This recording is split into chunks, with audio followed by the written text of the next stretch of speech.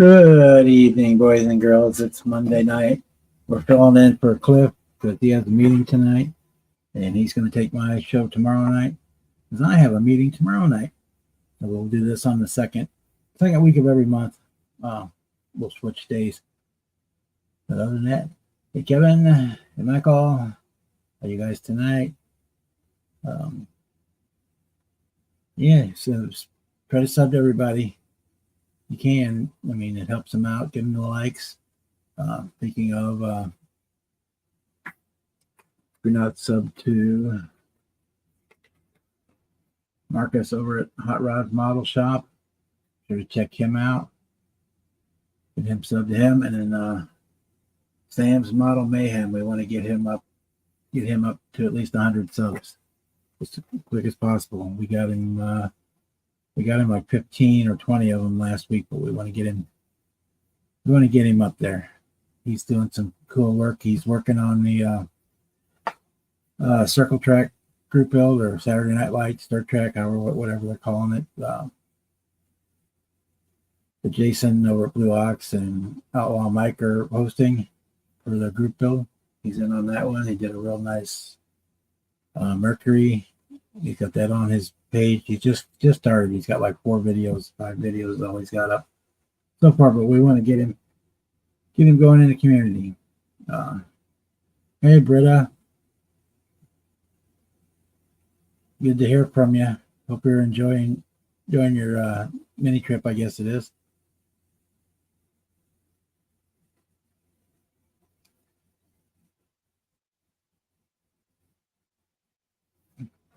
Tonight I'm going to be working on the Wreckfest Firebird for Cliff at GI Mechanics group build. It is a Terry Tribute build.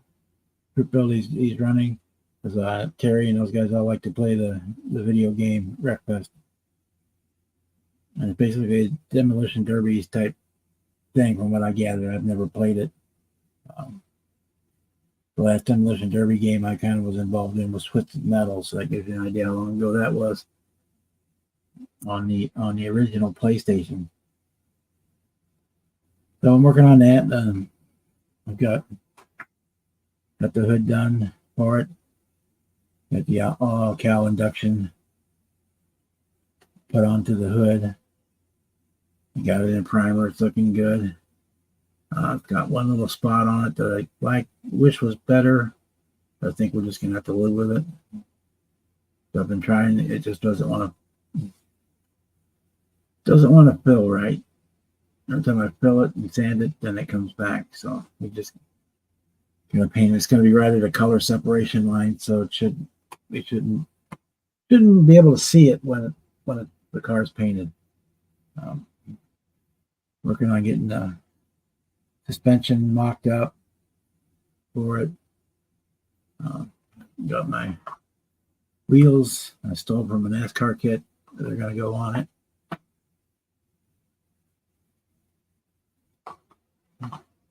Hey, Jason.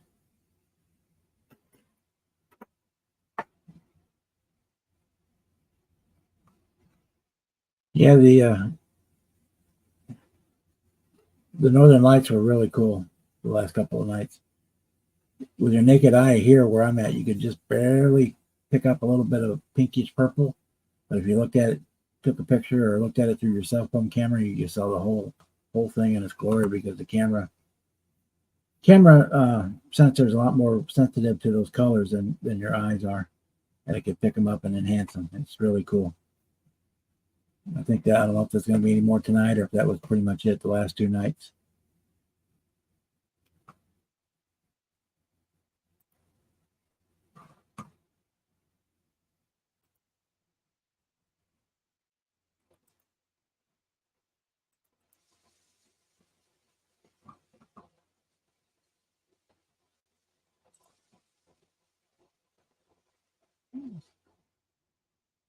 So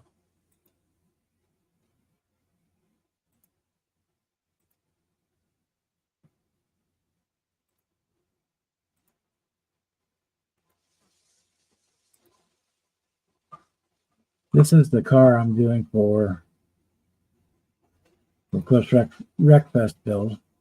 It's kind of a Camaro Firebird hybrid crossover. I mean, I guess they had to keep it kind of generic to keep GM off their ass. I mean, it looks like a Firebird, but not exactly. It's kind of got some Camaro-ish. It's almost like it's got a Firebird with a Camaro front clip and a kind of a mutant front balance, which is what we're gonna. So we're gonna do something similar to this one, color wise. Instead, we got the Outlaw scoop on it. I'm gonna have the NASCAR tires on it. I'm gonna paint it the red, white, and blue just like that one.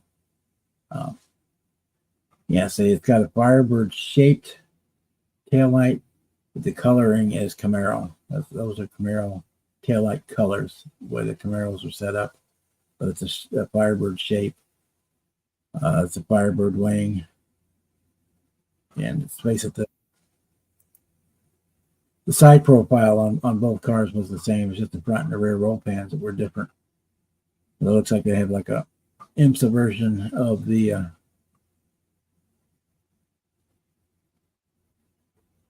car that they're using.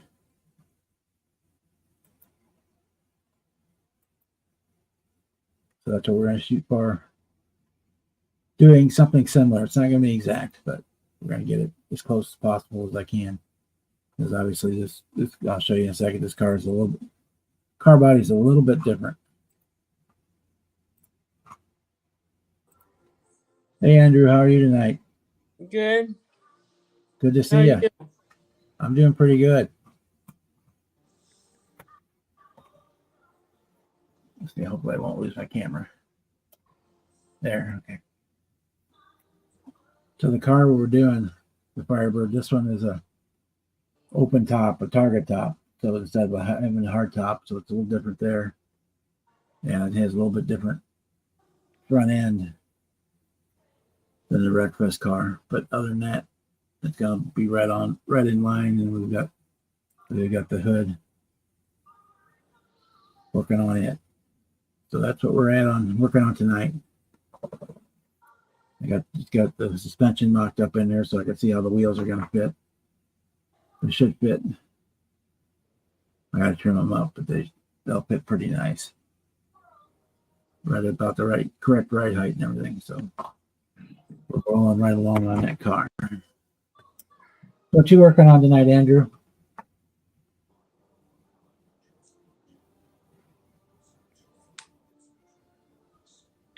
All right, working on NASCAR.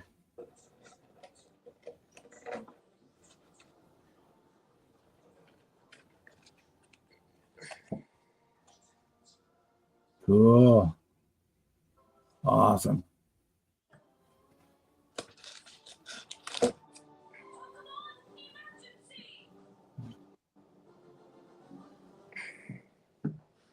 Hey, Boston, how are you tonight?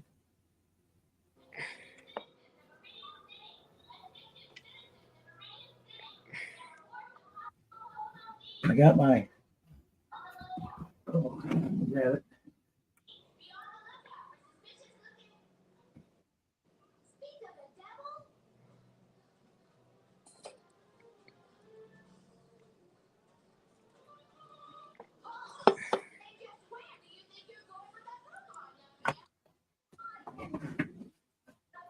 I got my Star Wars ship all done.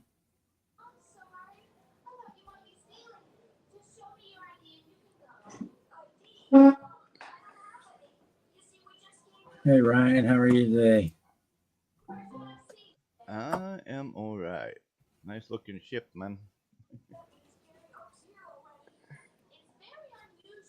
We can barely hear you.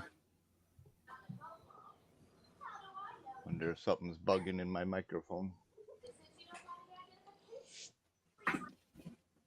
Can you hear me now? Just barely.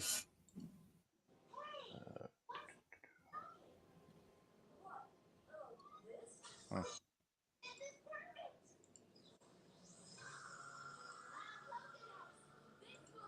That any Kevin better? says he likes your build there, Andrew. Thanks. Thanks, Justin.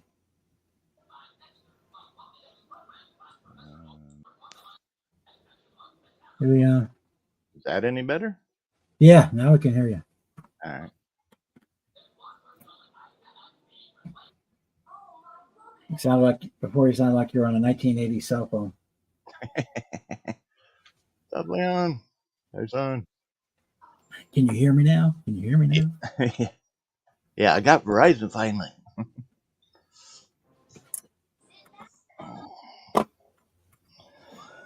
So we're just hanging out tonight. I'm working on the Wreckfest Firebird.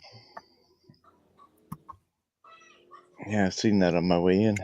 I got the suspension mocked up. I got the hood in primer with the gel induction put on. I wish it would have been a little bit longer, but that's that's what it is. What it is. I'm not in the mood to mold it, get out the clay and mold the longer one, so Right. it will have to do. Yeah, sometimes the amount of effort for a small change or whatever ain't worth it. Yeah, I would have liked for it to have gone all the way. Block the light. Hard to do. I would like to have it gone all the way to the end of the hood, but you got to do what you got to do. Right. If I'd have moved it forward, then it wouldn't have lined up at the back the way I wanted it to. So.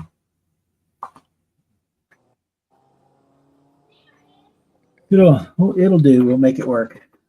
Right. Not a real car anyway, so yeah. Yeah, when you mix a Camaro and a Firebird and a Trans Am, all three into one, and make it into something that's never been. So I can take artistic license. Yep. Instead, it's supposed to be a hard top anyway, and this is a Talgo top, so. It's gonna be the street version of the Wreckfest car. How about that? We'll call it that. Well, it's going to be the model version of a video game car. Yeah. Well, yeah, because I'm not going to cut out the video game car. The whole nose is right where these panels are. That's cut out all the way across. I thought about doing that, but just paint it black. Call it good. Reward, yeah. I just paint that section black, and then had like little light vents across here, but which was part of which would work if you had the Camaro nose on there. You can do that a lot easier. But the Firebird one is a lot narrower, so I'm skipping those.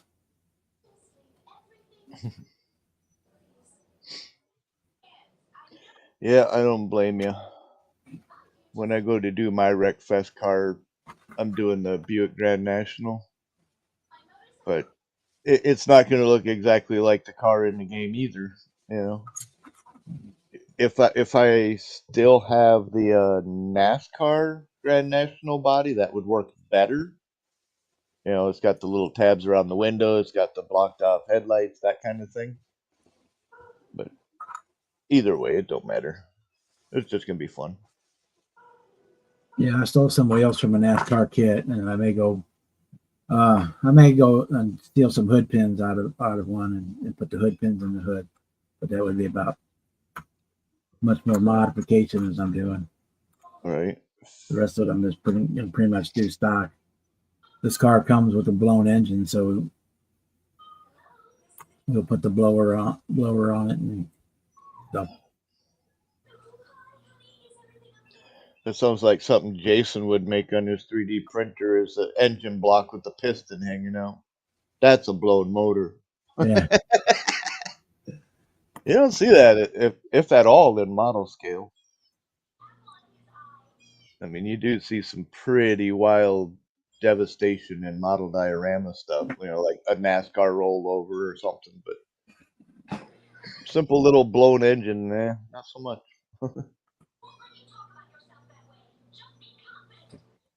That's the thing on an airplane or a tank or something. I'll weather the hell out of it, but when I do a car, I want it to be slick and shiny. Mm-hmm. That's just me. Yeah, if I'm doing a weathered car on purpose, that's one thing. Okay, PPU. Beep, beep, beep, beep.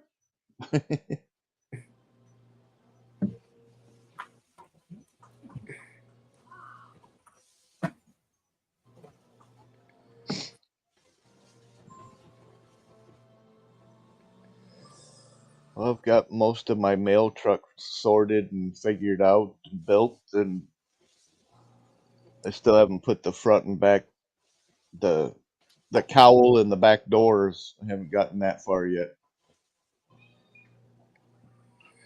Because once I put them on, there's no getting in there to get the seat and everything else in place.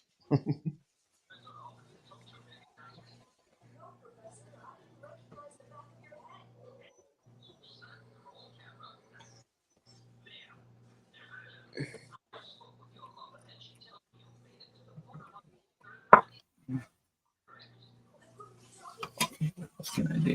Here's my seats. Get on this stuff. Can't. There's a lot of stuff I can't do yet because I need white primer. So I'm probably gonna pick up tomorrow. Because I got to prime all this stuff in white to kill the orange. Right. Yeah, especially if you're going white with the red and blue, because otherwise Yeah. you go pink right out. Yeah, the Tamiya black primer is the only thing it'll cover that orange You up. can't shoot it with clear and then put the primer over it. Well, I've had I've got some. gray primer, which will cover the orange up, but then I've got the issue of covering up the gray to get the white, which I already have here. Right. So the Tamiya white primer has actually got enough particles in it that'll cover it all. Right. And then I can make the decision how the primer comes in. If I want, I could just paint the red and blue stripes on the white primer and shoot a coat of clear on it and call it done, or I can actually go ahead and paint it white first and then. Right. Which I may do because I've got that White Lightning Testers lacquer I've been wanting to try out to see what it actually does. I know there's been a few times I got a red model or whatever, and I'll paint it with clear, and then I can primer and whatever, and it don't bleed through so much. It's like one more layer it has to try to get through first. So if I use a gray or pink or black primer, then I've got to cover that. Use extra white to cover that color up. So just Right. With the Tamiya white, start with the Tamiya white primer and let it do the work, and then call it a day.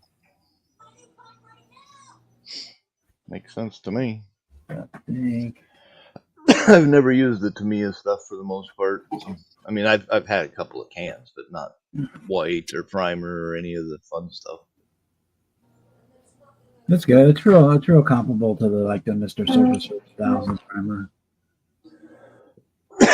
or 1500 primer. It's a fine surface primer is what it is, and it works lacquer based. It goes on nice and smooth. And most of my paint's either Rust-Oleum, Duplicolor, or whatever else I can find in the O'Reillys. Yeah, I probably got get the pretty color good to do the primers. stripes on this one. Yeah. Most likely, since I've already got it in hand, I use that the metal spec. I've got the red and the blue, so I'll probably use those for the stripes.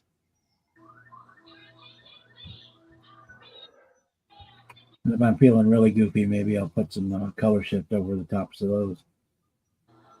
You know, I found the Duplicolor Pearl White is almost like a translucent. You can put it on any color. It'll kind of soften it, not to like a pastel, but it'll add like an iridescency white kind of pearl to it. I've used that on numerous cars for like ghost flames and all kinds of fun stuff. I don't even have one in here at the moment. Yeah, to me, it makes a clear pearl too. Yeah, but the pearl white from Duplicolor, it's actually white if you spray like 2-3 coats or whatever. That's what I did my a la carte in. And when you look at it in a certain light, it has that pink, green, blue, purple hue. Yeah, I kind of want thinking this. Where is it at? White. The Testers lacquer, White Lightning lacquer. I think it's going to be the same deal. Okay, And that nice iridescency, metallic-y kind of pearl in it. It's really cool. Kind of wish I would have put my a la carte back in a box a long time ago. It looks more tan now than white. White Lightning lacquer. It even comes in like a clear. The lid is like transparent, translucent. So I'm thinking it's like a basically you'll get white if you put enough coats on, but if you shoot it light, it's just going to be a pearlish color. Right. I guess I could try it. I could spray something.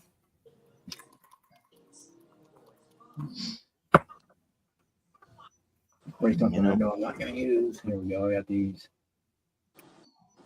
ugly ass Pontiac early 80s hubcaps. You don't say, Kevin. I've been to the Intakes channel quite a few times. You got some awesome stuff. Well, I've got clear primer. Clear primer? Oh, like a sealer? Yeah, well, it's Duplicolor. They call it the adhesion promoter. Right, right. Compatible with the plastic body parts. Gotcha. It's just clear primer is what it is. The only thing they recommend is if you spray within like 2 hours, put the color on with like 2 hours of spraying the clear adhesion promoter on. Right, so it's not completely cured, so it has something to bite to. Yeah. So that the color has something to grab onto, and it helps get the paint stay flexible, I guess, enough so that it sticks to the plastic bumpers and whatnot.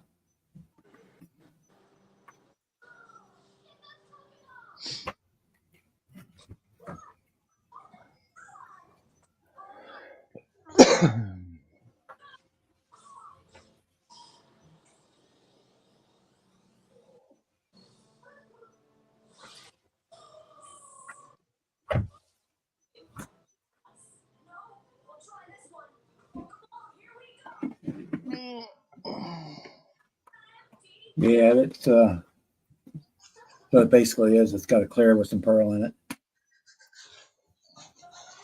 It's definitely something you want to put over a white. Right. Especially if you want a white pearl. You know, when I did my bathtub buggy that's on my shop card, that bathtub and the sink and all that stuff that has that copper on it, but it's kind of like a rose color. Everything was painted with the pearl white. Then I did all the copper, and then I did that pearl white over top of the copper on the toilet or the tub edge and the sink edge, and it gave it a nice rosy color. Oh yeah, you can definitely see it's got some white and pearl in it. It's kind of hard to see on camera, obviously, with the light. So it would work for doing, like I said, like you said, doing a ghost flame, or when I put it over the white. Yeah, I'm gonna make the white primer pop. Definitely. But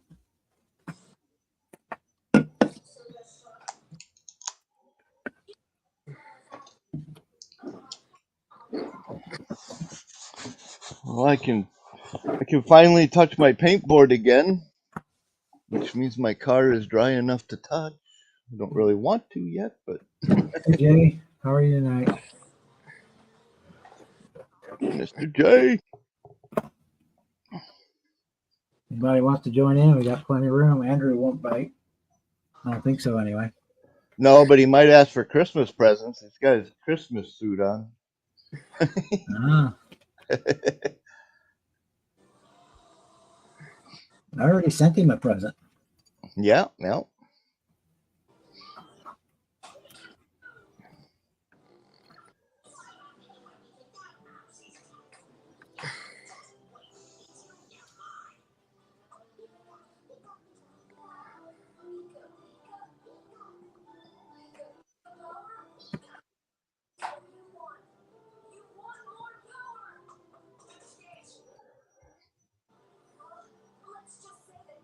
You know what a shrinker stretcher is, right? For real cars.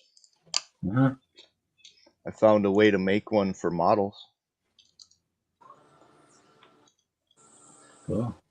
I used like angle iron, little plastic L channel, whatever you want to call it. And you just cut the one side of it, and as you make little cuts, it starts curving.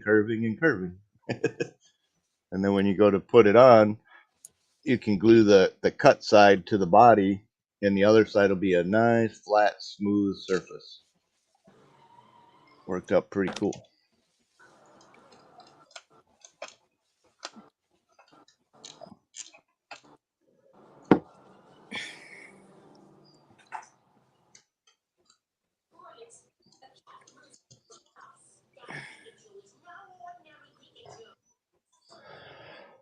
Let's see. Let's use this one.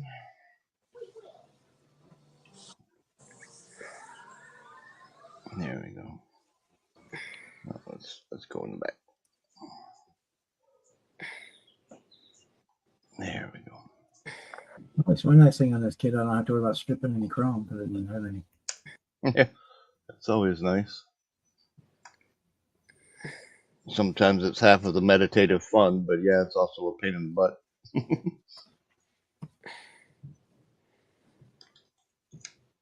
Oh, come on.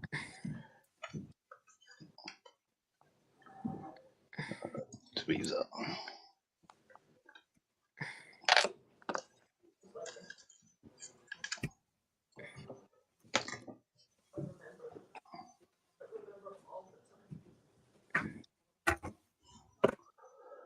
Sunday afternoon, huh?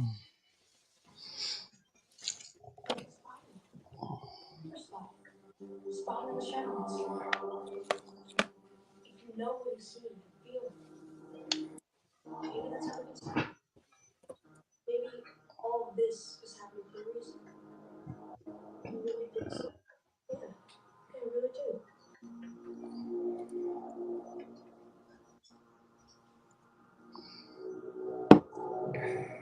Just figures that we're spotting it. What if these guys vacuum boat? How do we go? We go land. The other thing I see with summertime is weekends or people are gone doing a lot of stuff. Mm-hmm.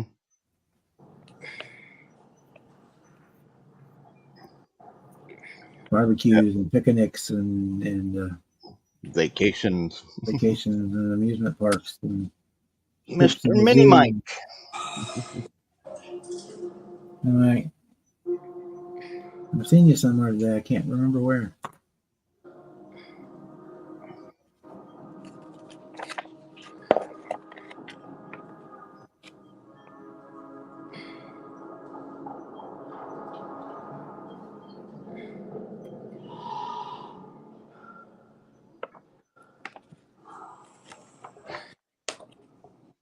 Yeah.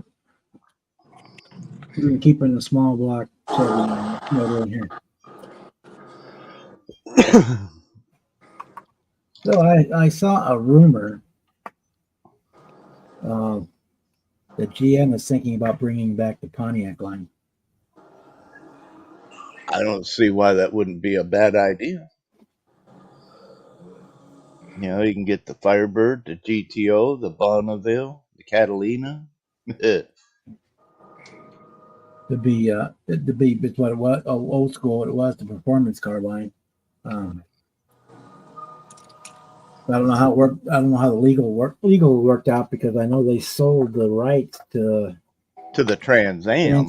Trans Am, and Firebird, the logos and stuff to Pontiac or Trans Am Worldwide. Right. Well, I don't know if that's a licensee or if they actually sold it outright. Well, I mean, I don't see why they wouldn't be in cooperation with them. Yeah. And say, yeah, we want to put out some Trans Ams. We'll just have you guys build them. You know, you're already ahead of us. We'll just give you the platform to base it off of, so it's not based on the Camaro. You know, and then they can take over the GTO and the Bonneville and what was it, Sunbird, yeah, it was Sunbird, wasn't it? Pontiac, the little car. So the video they showed the ad from Car and Driver, which is kind of a jokey, but it kind of take it half serious. Right. And it talks on like in there. It's got a big picture of the chicken on it. On it. It talks about the bringing out a new hybrid car. This is an electric motor turns a 372 cubic inch V8. Interesting. So we're talking about the starter being the hybrid part of the engine. So we'll see. I would enjoy it if they brought him back. I'm a Pontiac guy. Right. I always liked the Pontiac.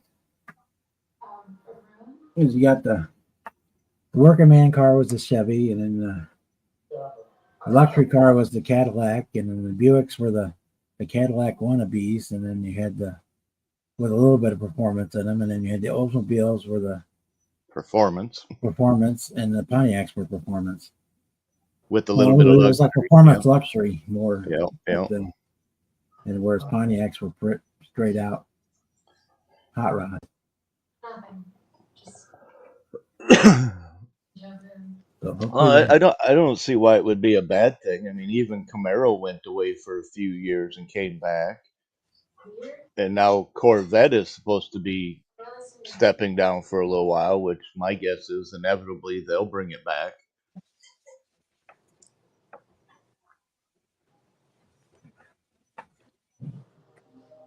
Stop. I mean, obviously it won't be run by the same people or anything, but still, you know, it's all in the name brand, you know.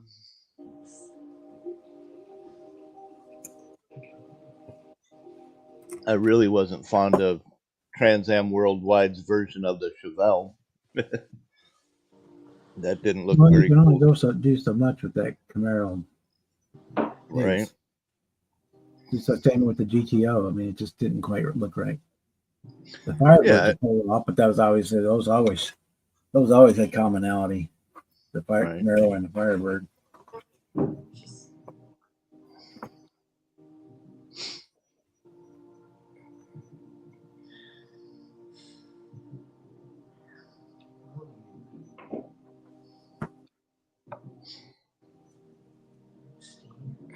But their reasoning was that GM is stepping away from the autonomous vehicle research that they weren't doing, and so they've got money to play with,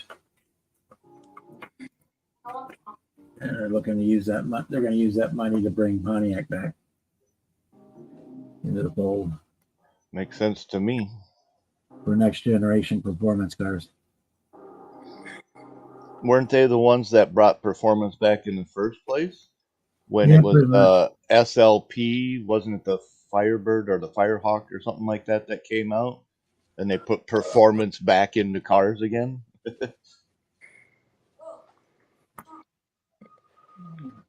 It seems to me that was right around the time when Camaro was gone, but Pontiac was still there.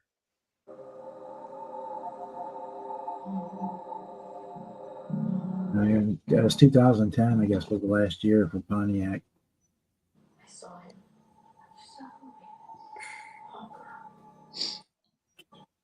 Now, I'd be happy to see it come back Right?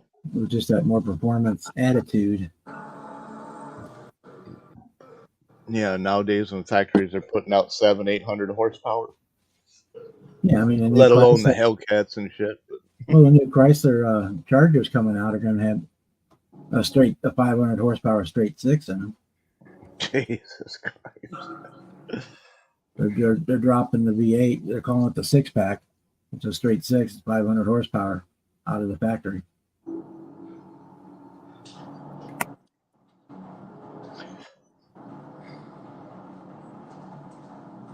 And they're dropping the Challenger and they're just keeping the Charger and doing a 2 1/4 version.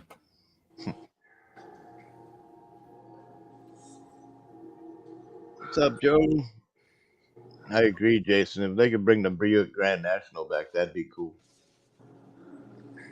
It made a statement when it came out the first time. It would definitely do it again when it came back out.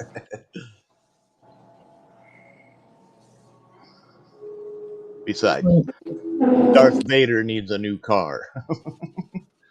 Even back in the 70s, the late 60s, early 70s, the GS Buicks, which were the popped The up Skylarks, Yeah, were badass. they were straight. When you can get 455 cubic inches, and it was all about power to weight, so you'd make a heavy car so you could put the biggest freaking motor you could into it. Oh, my 77 Firebird had the little 305 engine in it and the 350 transmission. The transmission went out, so I went to the junkyard, and they had a 72 Buick Skylark with a big block 350 and a 400 trans 2,000 miles on it sitting in the junkyard. The complete car for $200. So guess what I did? You just soup it up? I didn't even need to soup it up. No, I mean scoop it up. Oh yes, I scooped it up. My Firebird then had a big block 350 Buick motor and 400 turbo trans in it.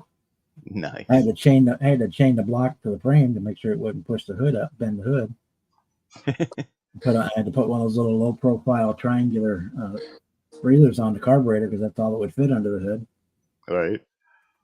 And even when you rev the engine, it would still, you could see the hood rise up and down when you rev the engine. You know, Mike, if they brought Mercury back, we'd also have to put up with the EXP out there.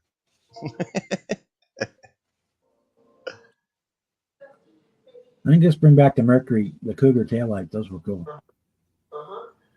Cougar definitely set some standards back in the day, that's for sure. All right, great. Thank you. All right. Have a good one. Bye-bye. Sequential taillights, that's what they were. Yeah, that was something.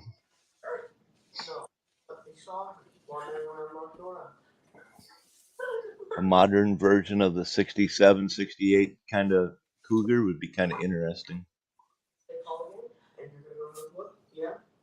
Oh, I'd even like to see the Maverick or the Vegas redo those. Oh God, yeah, they could definitely bring that stuff back out.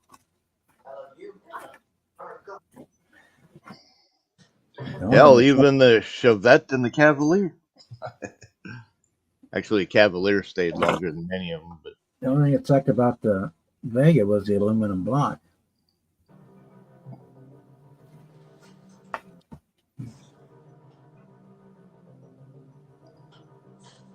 That was my car in college, was a Vega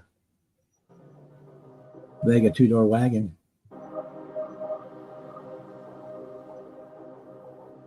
That thing was awesome.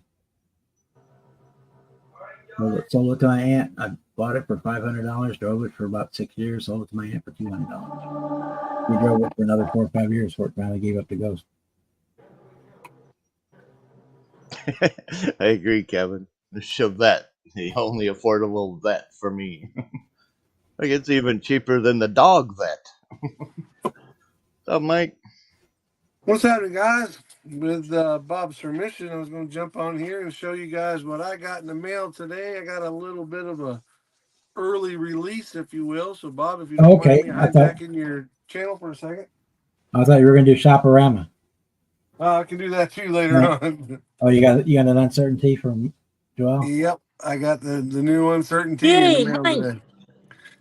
That thing is too cool, man. I'm going to do a video on it, but I thought I'd share it with you guys. Pretty cool looking little deal. Yeah, buddy. Buick nailhead engine in it and all kinds of cool stuff. Yeah, it's got the nailhead in it. It's the same one. If you saw Jason's video, it's the same one that he got. But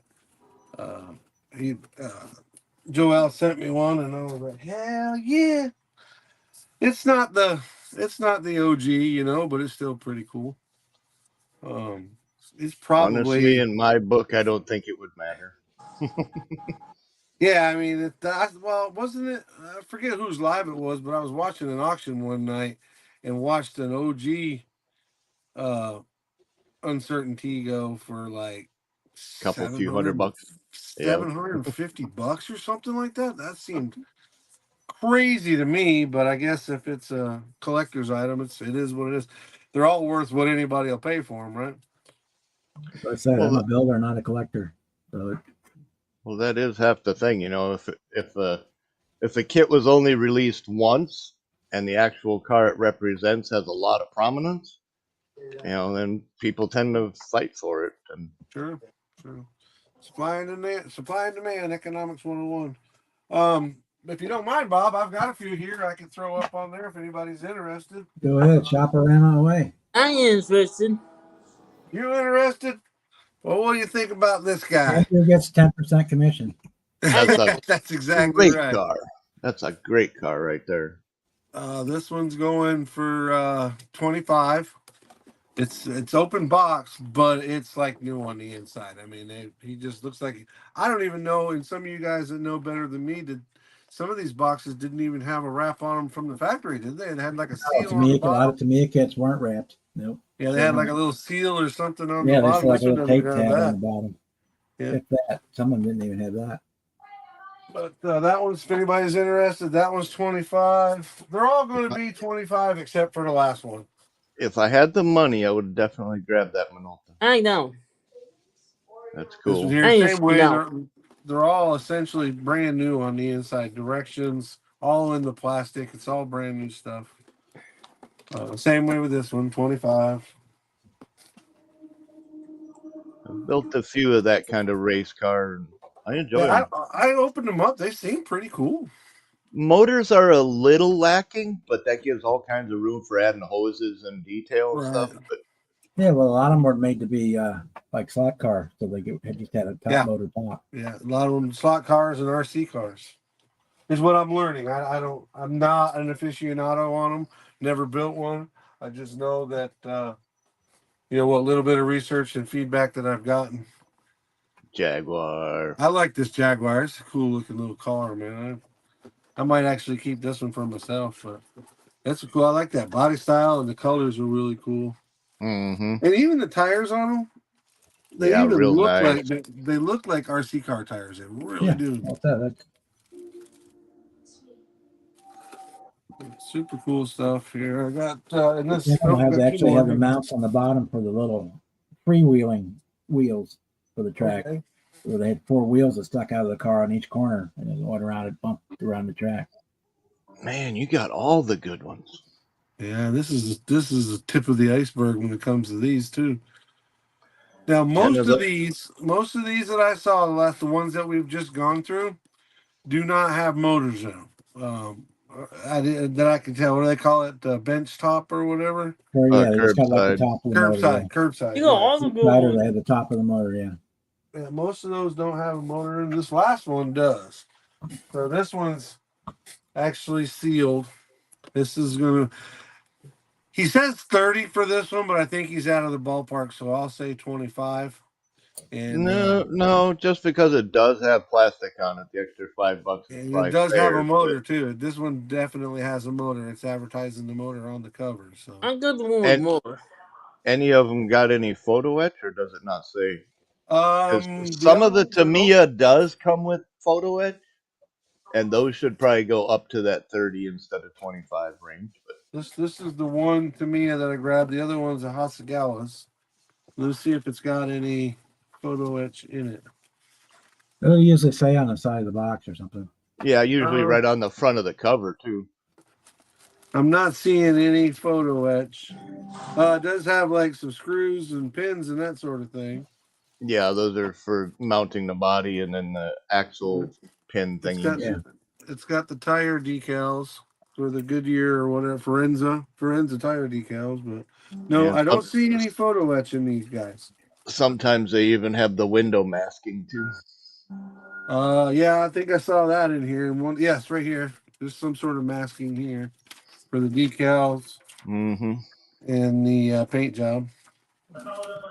Really cool stuff, man. I figure it's worth $25 a kit.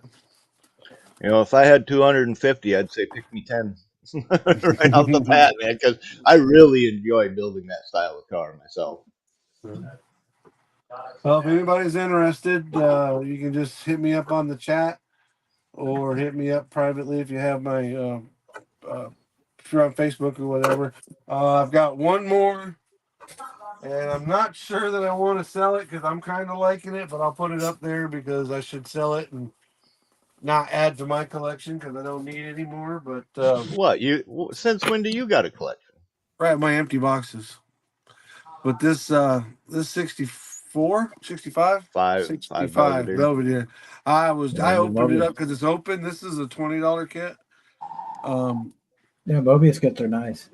Yeah, this is nice, man. The body on this thing is really, really crisp, really sharp. I mean, it's hard to tell through there, but it's a really, really crisp body. I would say, if you guys are familiar with them, I have a Johan 65 Belvedere, and I would say it's every bit as detailed as that. And the chassis, of course, is even way more detailed because the Johan kit is the Johan kit. You know, they got that Age, one piece yep. body. But I really like this car, but it's another $20 kit. And that's all I have inside right now, unless somebody's interested in a quarter scale Hemi, old school dual carb Hemi. I have a 2-for-1. It's basically one that we know is complete because it's sealed, and then one that the box was popped open in the corner. So we're pretty sure it's missing pieces. I went through it and put all the pieces that were in it in a bag, put it back inside of there. But it's literally a 1/4 scale Hemi. It's like, well, the header on it's like 14 inches long. It is huge. Is that the stock Hemi or the pro? Yeah, no, it's a stock Hemi. It's actually the what do they call it? The 990 0990. The same thing that was in the race car. The Hemi, they call it something. Hang on just the Oh, is that A990 race engine from back in the day. okay? So that's got the different belt and the different intake on it. Yeah, and it's That's not your streetcar Hemi at all. no, it's the A990. I saw Jason was in here. I'm sure he knows more about it than I do, but I think it's the actual. What did I do with the kit? Where did I put the kit? This is an A990 Plymouth, so it's going to be the motor that's in here, but it's 1/4 scale. It's freaking huge, and it is it's kind of like the Visible V8. Yes, kind of like the Visible V8. It does have a battery that runs it, Rotates it, nice. If you Google it, it's the Testers A990 Hemi 426. But it's kind of a 2-for-1. He wants $125 for that. I think he's in the ballpark because I found them not available, but I found it at what's the Model Roundup. It wasn't available, but I found it at Model Roundup for $159 for one. And this is essentially one, and it's got spare parts. Like it's moving stuff. So if you break a valve or a piston, or shoot nitrous to it and blow a piston, you got some spare parts. Well, I can tell you right now, if I had the 75, 80 bucks or whatever, I'd grab the Minolta and the Jaguar off of you. But Well, like I said, if anybody's interested, let me know. And thank you for letting me hijack your live, Bob. I appreciate No it. problem. I got more stuff, but it's out there, and I don't want to sell you. It's all mixed together with other people's stuff, and I don't want to grab a kit thinking it's one I'm supposed to be selling, and it be somebody's that's already sold, because then I got to buy them one.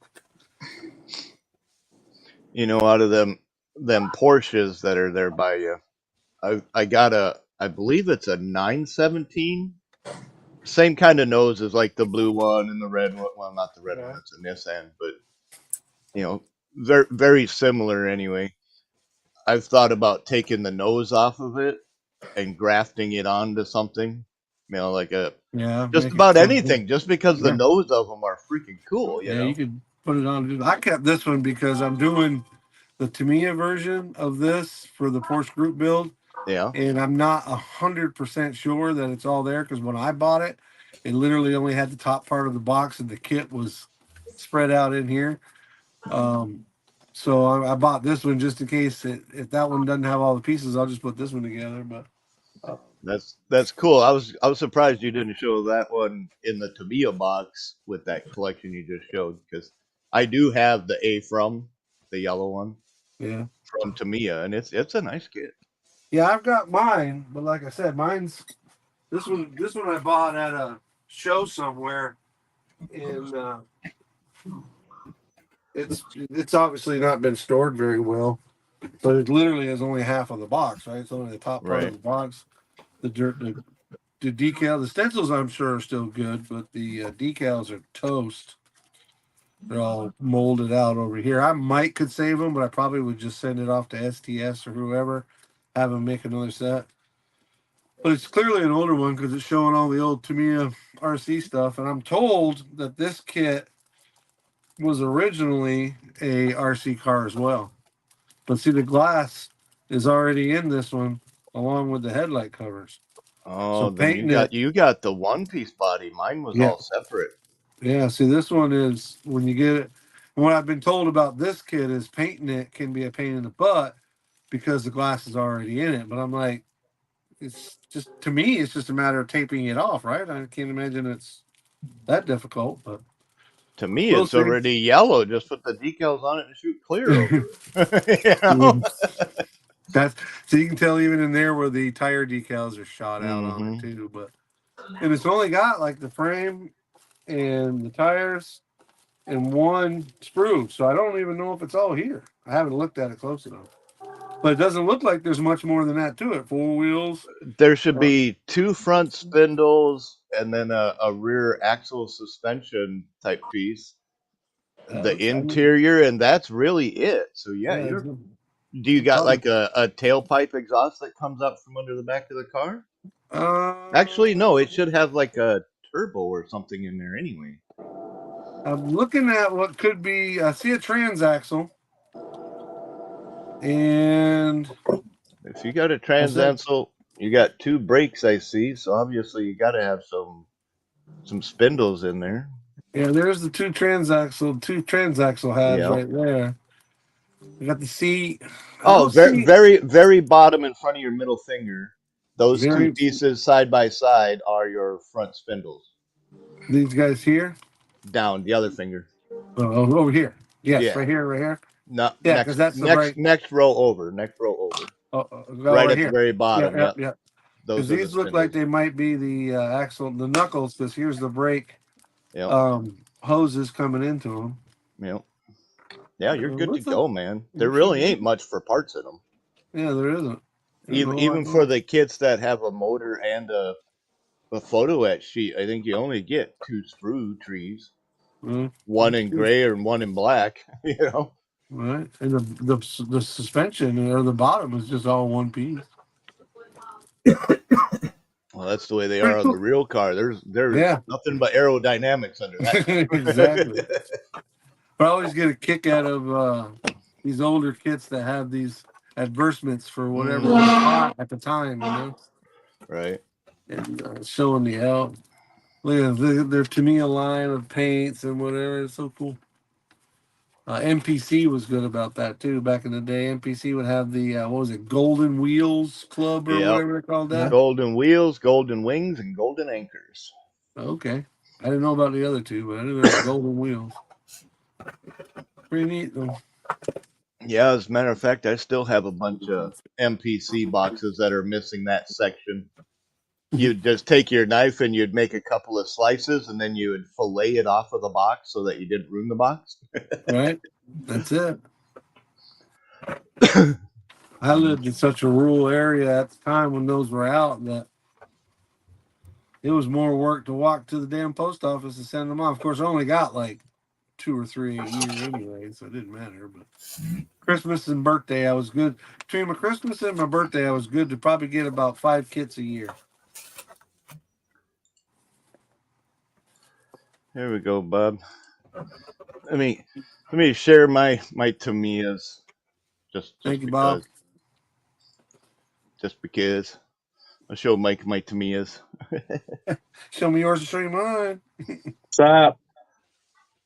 Jimmy. There it is. See, that's that's the from A version. But as you can see, mine is cut right here. There is an actual engine in this one. Okay. But it's the same as yours, except for I had to put my windows and my lights in there and stuff. So you have the one-piece body. Yeah. Yeah, it turned out pretty decent. It looks kind of cool. I've not done one, but I do like the way they look. Mm-hmm. And then I got the Takata NSX. That's cool. The only thing I didn't do is there was supposed to be another little stripe that went along here. I just kind of faded it, roll my tape over so that it can get a little fade in there. But I like that one. This one actually came with the photo etch and everything else. And so did this one, the Zanavi. Every one of these little freaking decals in each of these vents are separate on the decal sheet. Nice. That came out nice. That looks good. I You think it's going to be something I'm getting into now. You can kind of see it here. My red was too dark compared to the actual red of the decal. But if I didn't show you that, you probably wouldn't notice it. Yeah, It's like the only place you see the color difference. right. And then yeah, it But yeah, definitely this doesn't call the eye to it. right, and this is the interior for it. I don't think there's a better. Well, not really much of a better picture for the interior. Just a bunch of little buttons and a gauge. You know. There you go. Well, I'm probably going to make people mad when I build this one because I think I'm just going to go build it custom. You know, just do something different with it and find some decals from the old photo album. But Right. I like Yep. maybe a yellow and black. I don't know. I don't like. I like yellow and black because it's a really cool combo. But every time since Transformers came out, everything that gets painted yellow and black gets called Bumblebee.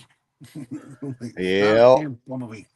It's really hard to do a yellow car with anything black on it and not get said, "Oh, it's a Bumblebee." Bumblebee. Oh, it's like it's a Porsche Bumblebee. No, you silly. Oh, there's a reason the only Mustang I built was yellow and black,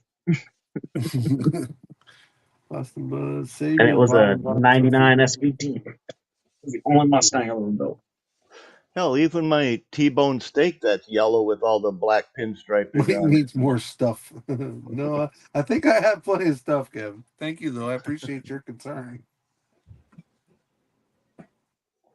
That's funny. I'll be right back. What's up, Jimmy? How you doing, bud? Good. Trying to figure out what I've eaten today, man. I got heartburn bad. I had frozen No, I haven't. meatloaf and frozen mashed potatoes for dinner, so I'm probably good for about an hour, and then I'm going to have to go sit down. I haven't really eaten anything today.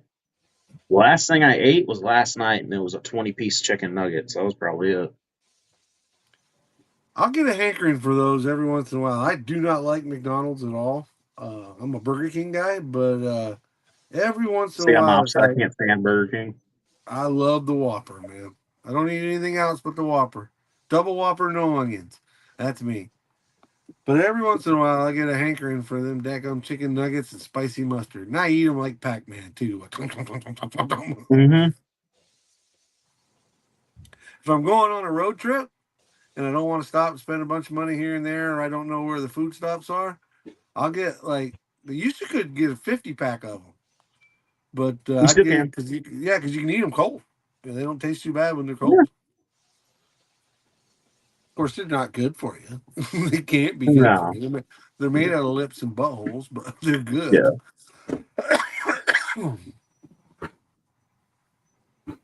Yeah. I always, when we're on road trips, we'll get it's a 40-piece now. I don't think you can get a 50-piece anymore. It's a 40. Maybe that was it. Maybe 40-piece because it's 220. Maybe that's what I'm thinking of. I could have been. Yeah, wrong. you can get a 40-piece, and we'll get a 40-piece and 2 baskets of fries, and we'll just munch on that the whole road trip. McDonald's does have better fries than Burger King, though. But I don't do onions or onion rings. I'd rather eat a shoe than eat an onion. I like onion rings. It depends where from, though. That or usually we'll just stop at a Circle K, and Circle K has got pretty good pizza. Yeah. My girl works for a company called Wawa. If you're on the East Coast, you probably never heard of them. No. They got a really, really good deli.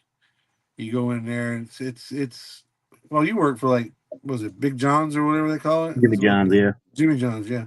I would put it on caliber with a sub shop like that. Better than Subway, but maybe, at least as good as the firefighter place. And I'm not Fire too out subs. familiar with Jimmy John's. Hey, Jersey Subway subs. is good. Subway tastes like the box it came in. Well, don't eat the damn Jimmy bread. John's is better. Don't eat the bread. Get the flatbread. Oh, is that what I need to do? Because to me, it's Anytime. like you get a ham sandwich, it tastes the same way as the cold cut. The only time you get a difference is if you eat the meatball. It's like, okay, that's different. But that's just Why my would taste. you get what you can make at home? This I is always true. get the sweet onion chicken teriyaki with bacon ranch. And then Oh, loaded. Anytime people ask me where trying, like, do you guys have good sandwiches? Any of my friends, I'm like, don't even bother coming here. Go to like Jersey Mike's is a place we have around here. Jersey Mike's is good. They'll freshly slice it, dude. That place is so much Jason. better. That place is so much better for about the same money. I'm eating the box. Jimmy John's is overpriced. Yet, as someone that works there, don't go there. The only Yeah. people that go there are entitled assholes in Land Rovers and Teslas. We have a grocery store here called Publix. I put it on parallel with like a Kroger or something like that, and That's they with sell an X, not a C, right? right. That's where the next Yep. thing. Yeah, Gotcha. they have boar's head meat, and they have a sub, deli with a sub. They'll make them fresh right there in front of you. Those are really good, and they're not that expensive for like. It used to be like $7.50, but now it's probably closer to $11-12. You could get a 3 meat, 2 meat, 3 meat, boar's head meat, boar's head cheese, 18-inch long sub for $10-11 now. It still ain't that bad, but It's $11. It's $9-10 for one 8-inch sandwich at Jimmy John's. It's ridiculous. There's a reason I've never eaten at any of those places until I started working there. It was just always too much. I didn't want to spend that much. I'll go home and make a fucking peanut butter and jelly. I don't know if they have it in other towns, areas, states, or whatever, but around here we have Famous Dave's. I've heard of them. It used to Not be in Toronto.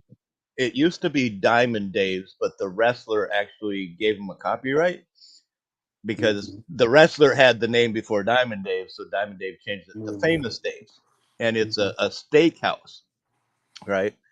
And they do some of the most amazing freaking briskets, which I can't compare it because I've never been to a brisket cookout, a cook-off.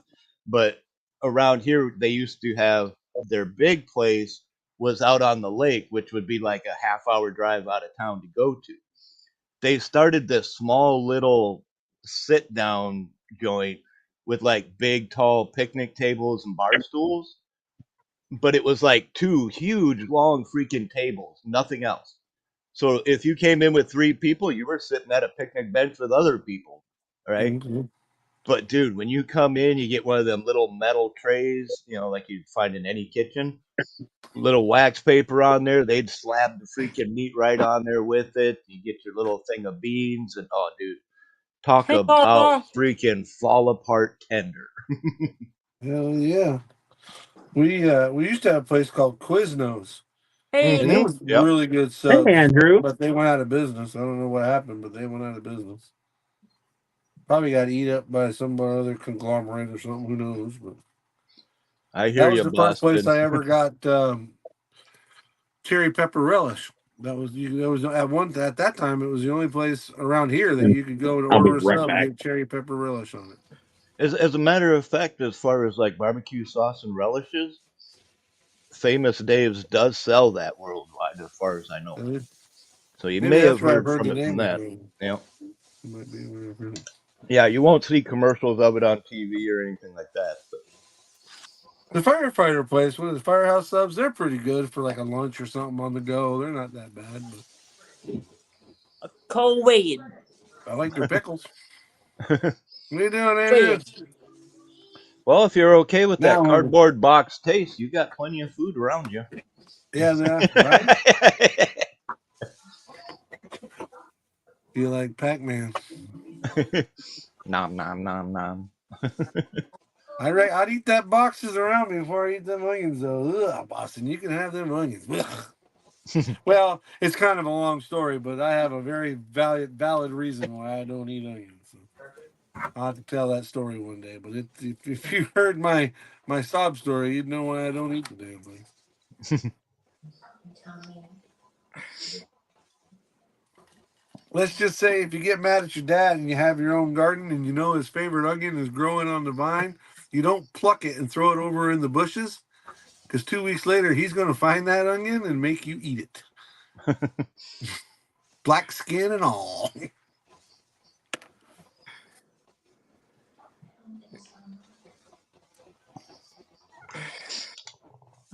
Well, Mike, you want to see something interesting? I always want to see something interesting. Well, you know what I build. It's always interesting and very cool.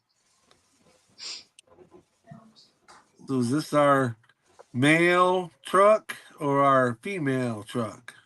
I think Uh, well, let's just call it the mail truck for right now. the mail truck. I love the post office box and throw. You move the throttle linkage and the flag goes up. That is cool, man. I sat That here is and I super messed cool. with this for, I don't know, probably about 20 minutes.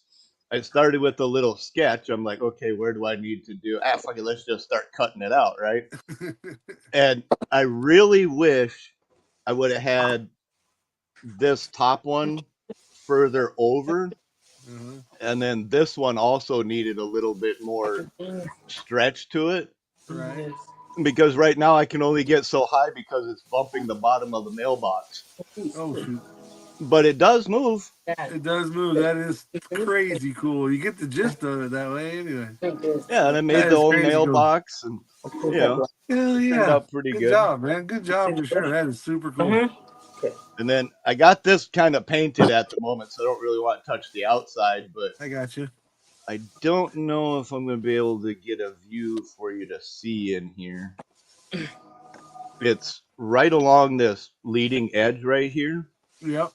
I used what I call a shrinker stretcher to make these lips. Right. It's just angle iron, and I just kept cutting it, and it started to curve on its own. I was like, Sure. perfect. So I had something to glue it to, and then I can glue my face to that. Nice. And then I did the same thing on the back. Back, yeah. I see you sealed that in, closed that in. Yeah, you can kind of see up on the top up there all the little cuts. Yeah, kind of. Yeah, it's a little hard to see, but It I looks sprayed good, man. sprayed the whole thing silver on the inside, masked it off, sprayed all in silver. My doors still slide open. That's too cool, dude. You build all that from scratch, which makes it even cooler to me. I don't have No, those I bought skills. this one in a kit from Mike. Oh, No, did you? yeah, no, No, I you didn't buy that from me. no, I fucking built it from scratch, yeah. But yeah, and then my seat. Check out this little bastard. Oh, check it out, like a bomber type seat. It's very close, yeah. Yeah, that's cool as shit. He's lying. He bought it at Walmart. I He saw bought him. it at Walmart. He got 10% off because he mentioned Ella. I started with this right here. I had two of these from when I did my Play Bunny coach. Okay. And I started with the plastic, and then on the Play Buddy coach, I done something a little different. But I had these laying around, and they were just taped. So I'm Okay. like, well, shit. And then I looked at this little piece, this little side piece, and it had this curve on the back, but the front was different. So I Okay. just started shaping it, and then I started fitting them together, and I'm like, well, fuck, that makes a badass little bomber seat. Hell yeah, I like it. That's cool as shit. So I just fucking, I only need one, even though I got two if I want it, Right. Well, you got to build one for the female Jeep or female truck. Right. And then for my interior, I got these panels that I made that just slide right in there. And then they'll actually cover the door and everything else so that there's an actual inside panel. Okay. Nice and smooth, because otherwise you get the braces that are down in there. Yeah. And that's so that my door has enough room in there to slide. Right. But I needed those, so I thought that was cool. And then I got my chassis. I got the quick change rear end on it, coil springs, got the... Scratch built chassis, or did that come off something? No, this I believe was like 37, 39 Chevy, probably coupe or sedan or whatever. The front suspension's from the beer wagon. These are from the beer wagon. This was parts box. The actual diff cover is from like the 66 Malibu. It was supposed to be round, but I cut the edges off because it actually fit because the back piece was missing. But Hell yeah. I'm still whittling on my daggum boot hill, but I got it all whittled out to where my diesel will fit in there. I got my 4-link mounts mounted and waiting on some coilovers. And once they get here, I can mock up the suspension and then finish it off. And then with the wings that go on the side, Yeah. obviously I got it started and whatnot, right? Uh-huh. And this is supposed to go right in here. Okay. And I had it mocked up, and I had the tire on there. So I pulled the side up, and I was like, dude, I should make the little fender stick out like that. Yeah. You There know? you go, like little wings. Yeah. And then Yeah. of all things, this whole build almost took a detour. Uh-oh. I almost painted it yellow, put a big red circle on it, and then did the Hellion with these to make it the cover of the Judas Priest Screaming for Vengeance album. Okay, yeah. I think I remember that. Which is not a mail truck. So I mean that would have been a total No. diversion from where I was headed. Well, you got your next plan, your next There you project. go. I do. I really do. I've been Yep. wanting to build the Defenders of the Faith tank thing for ages, but when I saw this and had it sitting at an angle, I'm like, oh dude, that's the Hellion all day. You know? You can pull me down, Bob. But yeah, no, Well, I good got job, man. It's looking really, really good. I get really impressed with your scratch building skills, man. I'm lucky if I can seal up a seam. Never mind scratch build something. Yeah, I'm gonna have Yeah, problems see. with that when I get that far because Bash my head on when I top of put the when I put the front on this and then have to build the cowl area, Mm-hmm. it needs to keep that curve for when I put the cowl on it, but I can't actually just glue it to it and then do it because how the hell am I gonna mask off the windows and everything? All right. I gotta put all the windows in before I put the front or the back on it. So That's what we're changing his name to now, Bob. We're going to change him to glue it to it and then do it. Glue it to it and then do it. That's Sounds his like a theme night in song. Tijuana. That's right. Every time he comes into the live, we're going to have his entry music. Glue it, do it, then do it. Okay, so I suck as a singer. I get it. I know. Hey, it's not as bad as Mini Mike's theme song. Uh-oh. What were you calling yourself that one night? Stone Cold Steve Austin? No. It's something to do with Eminem. Oh, yeah, Eminem. I'm Mini Mike. Yes, I'm Mini Mike. I'm Mini Mike. Yeah, that's... Actually, I think that was somebody else that was... No, Brian said that and put the Eminem and Mini Mike and went that route with it. That was still pretty funny. No, that was you, and you went along with it. Okay, I went along with it. And then I started singing Eminem, and everybody got pissed. Well, it's hard to sing him without cussing up a storm. It's crazy. On Brian's stream, it wasn't on Jeff's. Yeah. I like what Kevin called this mail truck. It's the P.O. box. Oh, that's pissed cool. off PO box. huh? It's the pissed off box. There you go. That's how it works. I told you about the guy I knew that built the one called Junk Mail. Yep. His was a 4x4. That was pretty. But P.O. box, that's pretty cool. I mean, it does have a box look to it. Right? And if it's got a big mean motor sticking out of it, the motor's It's pissed off. Yep. Yeah, I do like that. I think that's cool. I think that's a great name. But yeah, I do have another front suspension, another chassis like that. Obviously, another motor, rear axle, all that fun stuff. And clearly, I can make another seat, and the rest of it's all templated already. So That is cool, man. Like I said, I'm lucky to get seams out. Models. Quick, change the subject.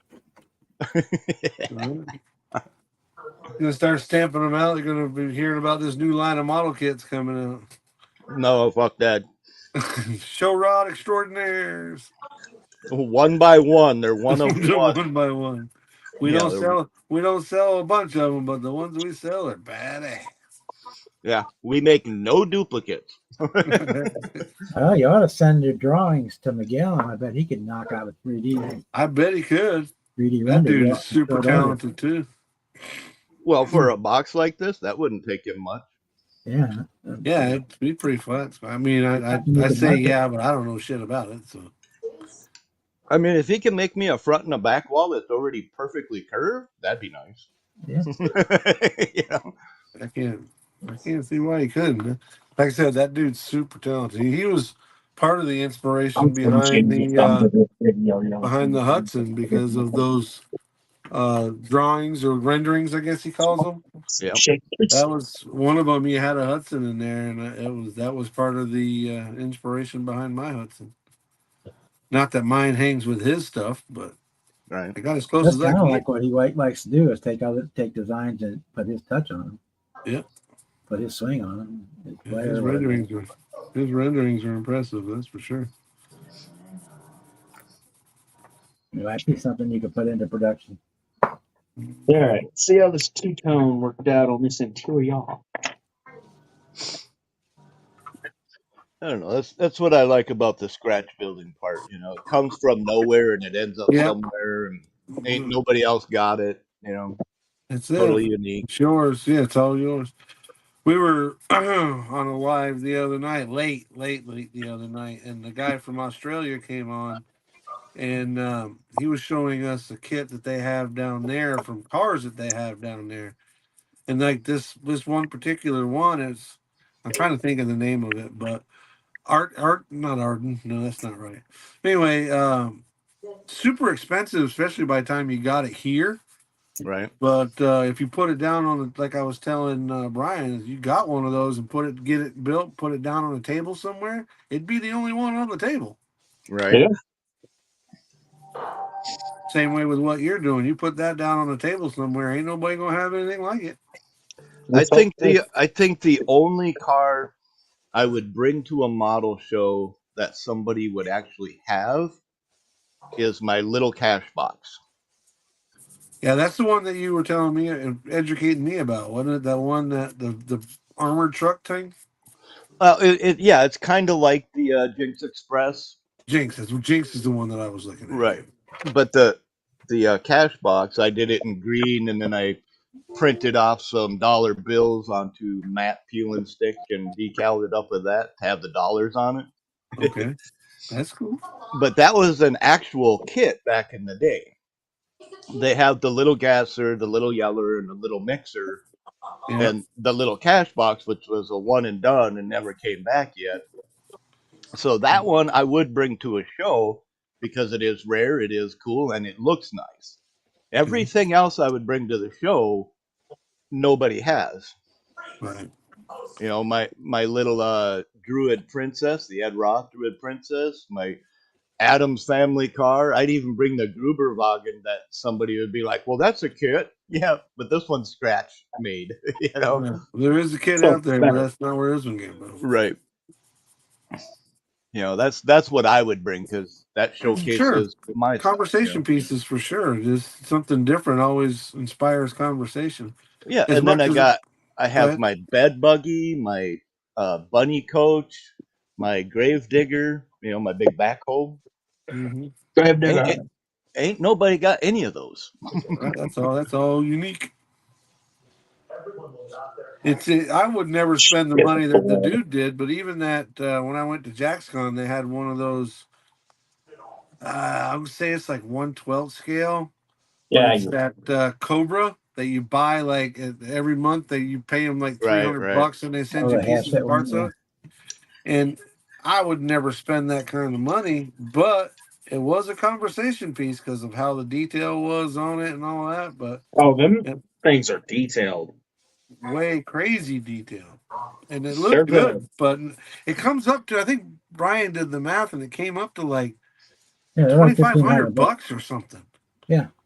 It's like, what are you, nuts? There's a Dom's Fast and Furious Charger one. There's a Lambo. There's a Ghostbusters. Yep. I want Ghostbusters. Ghostbusters. Who you gonna call, Andrew? I'm not afraid no There's ghosts. another company that Right. sells all the correction and aftermarket parts for those. So yeah, you could add another grand on top of that if you wanted to completely deck it out. I guess it looked cool. I mean, it looked like you could sit down in it and take off. I mean, especially with my size, right? I could fit right in there. If I just lost 100 pounds, I'd fit right in there. There you go. Yeah, Problem is, start to finish, it takes you over the year to build it. Yeah, well, you get the option. You can buy it where they send you a box once a month with like 4 packages each month, or you can buy the whole thing in Yeah, 4 right. boxes or 2 boxes or 1 box. And you got options. Ridiculous. It's ridiculously expensive though. But I guess if you're into it and that's what you want, you can afford it. The more power to you. Yeah, they also did a studio scale Star Wars X-wing. They did the studio scale Millennium Falcon. There we go. Interior is They two did a tones for the half Charger. scale R2D2. They did a 1/200th Bismarck. Oh, Called that's cool. diecast.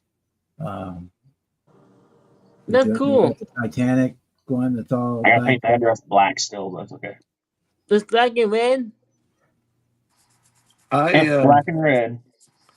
I'm not a Trekkie or a Star Wars guy for sure, But that's going in this, Andrew. But an R2D2 that was like 1.5 feet tall, that'd be pretty cool. That's radio controlled. Yeah, Oh, it's radio control. That's even better. Challenger, little buddy. It runs. You can run around the floor. The head turns. The lights and stuff all work. It's got a little projector in it for the hologram for Princess Leia's hologram. Challenger. Then you got the port that opens up, and you hit the button, and the Luke's lightsaber comes out at the top of his head. Oh, that's too cool. That would be fun. What are you working on, Andrew? That's about $1,500 for it. Woo. Building a NASCAR, ain't you? Yeah. He got a couple projects going. You started another project, buddy? Yeah, same one I'm working on. What's up, Leon? Hey, what's up, Leon? Oh, way cool, man. I got a love for those old NASCAR kits. It's almost more of like a collector's thing with me. I don't know. I just have a love for them. I got a couple still sealed with Kmart price tags on them that I'll never open. Yeah, I'm working on the old NASCAR kits.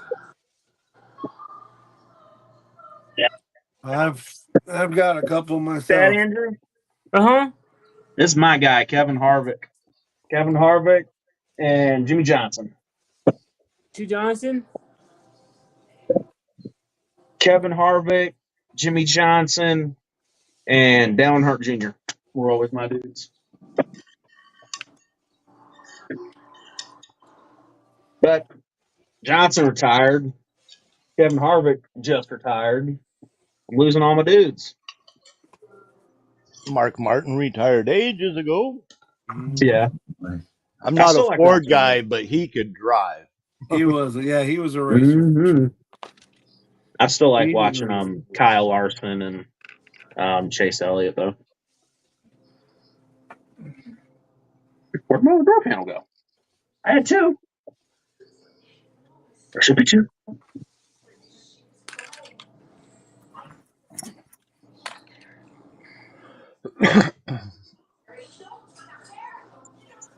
There's one. Where's the other?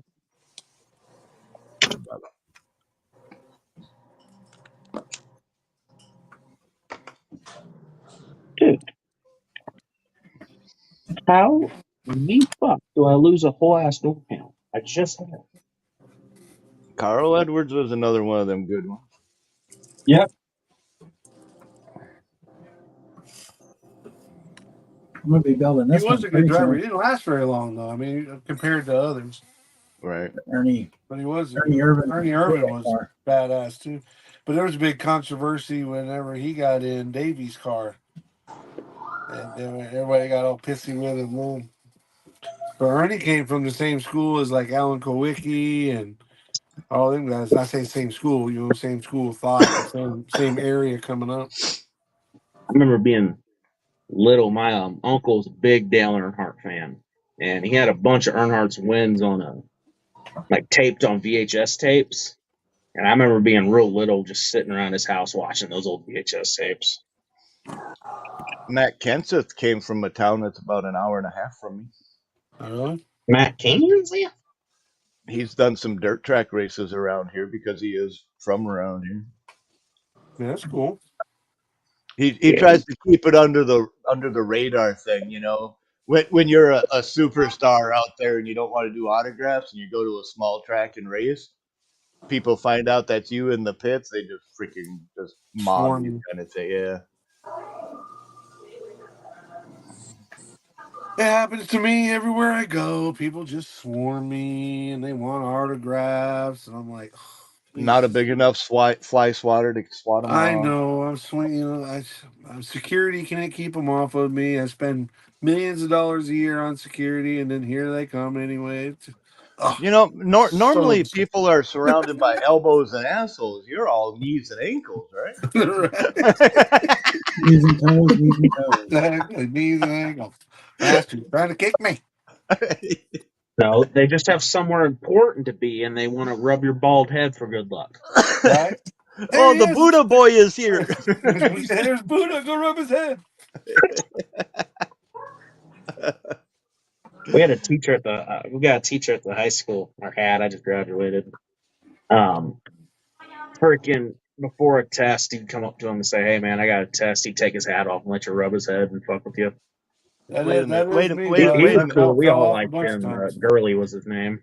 Wait a minute. You said you graduated? You're done? Congrats. Saturday was my graduation. That's why I wasn't on Congratulations. Brian's live. Congratulations. Yeah, final fucking leave. What's up, Josh? What are you gonna do for Wi-Fi now? Scrambler, yeah. I just didn't give him the hotspot back. I ain't gonna lie. My Buzz, brother once you is hit the a ground, I was freshman, so trying to he's get got out of that 4. arena as fast as I could every time. My brother's still a freshman, or he's a sophomore now, but he's still got 3 years. So we'll have the hotspot for another 3 years. What's up, Serge? Or until I get sick of it and just start paying for internet. We're just here shooting the shit and building models, and it does splatter when the bullet hits it. Just letting you know. When the bullet hits the bomb. Reassembly on my Wreckfest car. I don't have primer yet. Just start painting. So you tape it off. Now I need to do my door panel. I need to put the red in the center of the door panel. Yeah. Go ahead and put the manifolds on. Well, so, Bob, can I dip into your vast vault of knowledge? Sure. 6 brown. All right, I'm doing the boot hill. He charges by the word. And you know, if you haven't, I'm sure you've done the boot hill, but if you look at with it. Okay, if you look at what is the engine bay area, the actual inside, where the coffin would normally go, yeah, where the coffin would normally go, it's it's wooden, or it's got wood grain in it, and there's these diamond shaped anchors with bolts through them. Now I've seen these before in like big industrial buildings, so I'm trying to do it. They would trying to do the wood grain in a really, really dark, maybe ash or a black, and have those be like like an old carbon black. I think in not railroad tie. Rod iron. Rod iron. That's the word I'm looking for. Yeah. So they'd be a blackish gray, or they would rust up a little bit. Yeah. What is the best method to get that to look like a? Well, first and foremost, should it be an ash with the black wrought iron, or more of a darker, more towards black with the black wrought iron? I was scared with the black on black that I would lose some of the detail. But what do you think? I would say for a wrought iron look, you want to stipple it so it kind of has like a sponge grain to it with a flat black, and then maybe take your finger and kind of smudge it a little bit so that you get a little gloss highlight in it. And the wood grain, like a dark ash type of thing. Or I could go red too, because the main body is going to be copper colored, not the gold and like it's on the box, but more. What copper. color are you doing the motor? Motor is still up in the air. I'm trying to figure out the paint scheme of the body, and I'll probably tie it into the motor into it as well for like accents or whatnot. Well, clearly, I don't want to do it in the carbon tan or the red or whatever, and then throw it completely off. Those had a lot of the reddish brown woods. The upscale ones were a lot of mahogany, so they're a reddish brown. Reddish brown. Okay. Like kind of like your window, your door trim or your house trim, kind of walnut or probably walnut. I mean, you'd have to be in the big city to probably see mahogany. Yeah. Actually, west. you want to know the exact color that you should do that flooring in? Seems that? there's a big dirty diesel in there. Next time you drain the oil out of a vehicle, put it on a piece of pine or some other wood. That's the color you want. Yeah. Because it's gonna Yeah, have that's oil what they all call over that motherfucker. See, It's gonna be that's what I'm protected thinking. for When I life. was a kid, there was an old train depot behind our house that had long since been abandoned, and we'd get in there and screw around when we were kids, and they had the big 8x8 posts with those same type anchors with rods running Yep. through them, right? Yep. They would bind it all together. And in my mind, that's what I'm seeing, that old dark wood with that wrought iron, Yep. anchors and stuff on there. So that's what I'm seeing in my mind. I just didn't know how to get there. Yeah, the wood would be was coated in creosote. Right. Back then it would. Yeah, so it wouldn't rot, but if it ever caught fire, God bless you. Yeah, so it was It'd early be brown. around. Just like You weren't putting it out. sent towards a telephone pole. Yeah, same idea. Yep. Those are creosote. Yeah. Those are pine. Telephone poles are pine with creosote on them. But yeah. The pine was a real common wood for building. If you took something like a burgundy and had it real thin, almost transparent, and sprayed it over a deeper orange on the edge of brown, that would give you kind of that burgundy-ish orange kind of creosoted pole look to it. All right. Well, I'll keep all that in mind. Thank you. So the best thing to do would probably be throw down base it in a good orange, and then come over it with a deeper dark red, but go real light with it. Right. Yeah, I would start with a yellow. The part that's supposed to be yellow. red, I would start with a yellow and then color it from there. Use that as your base color, and then you can brown it or red it or whatever you want. Orange it, gold it, tan it. Bring it. Right. And I've got that. I've got the Tamiya panel liner that's the orange and brown. So if I had to do like some highlights or whatever, I can use that to go along with it in the same paint. That's what I used on the truck bed on the 60 Chevy was use the yellow base, which was already painted yellow, but I used like a burnt umber and like a buttermilk and a fawn, and I covered the whole thing with brown. With the brown paint. Mike, if you take a like a for sale sign or even a model box or something, and you take just a brush stroke of your different colors for the base, and then if you got like a spray can or your airbrush, just spray over top of all of them as a whole, leaving just a little bit of each color exposed. And then you can kind of see which one goes within the tone that you're after. Right.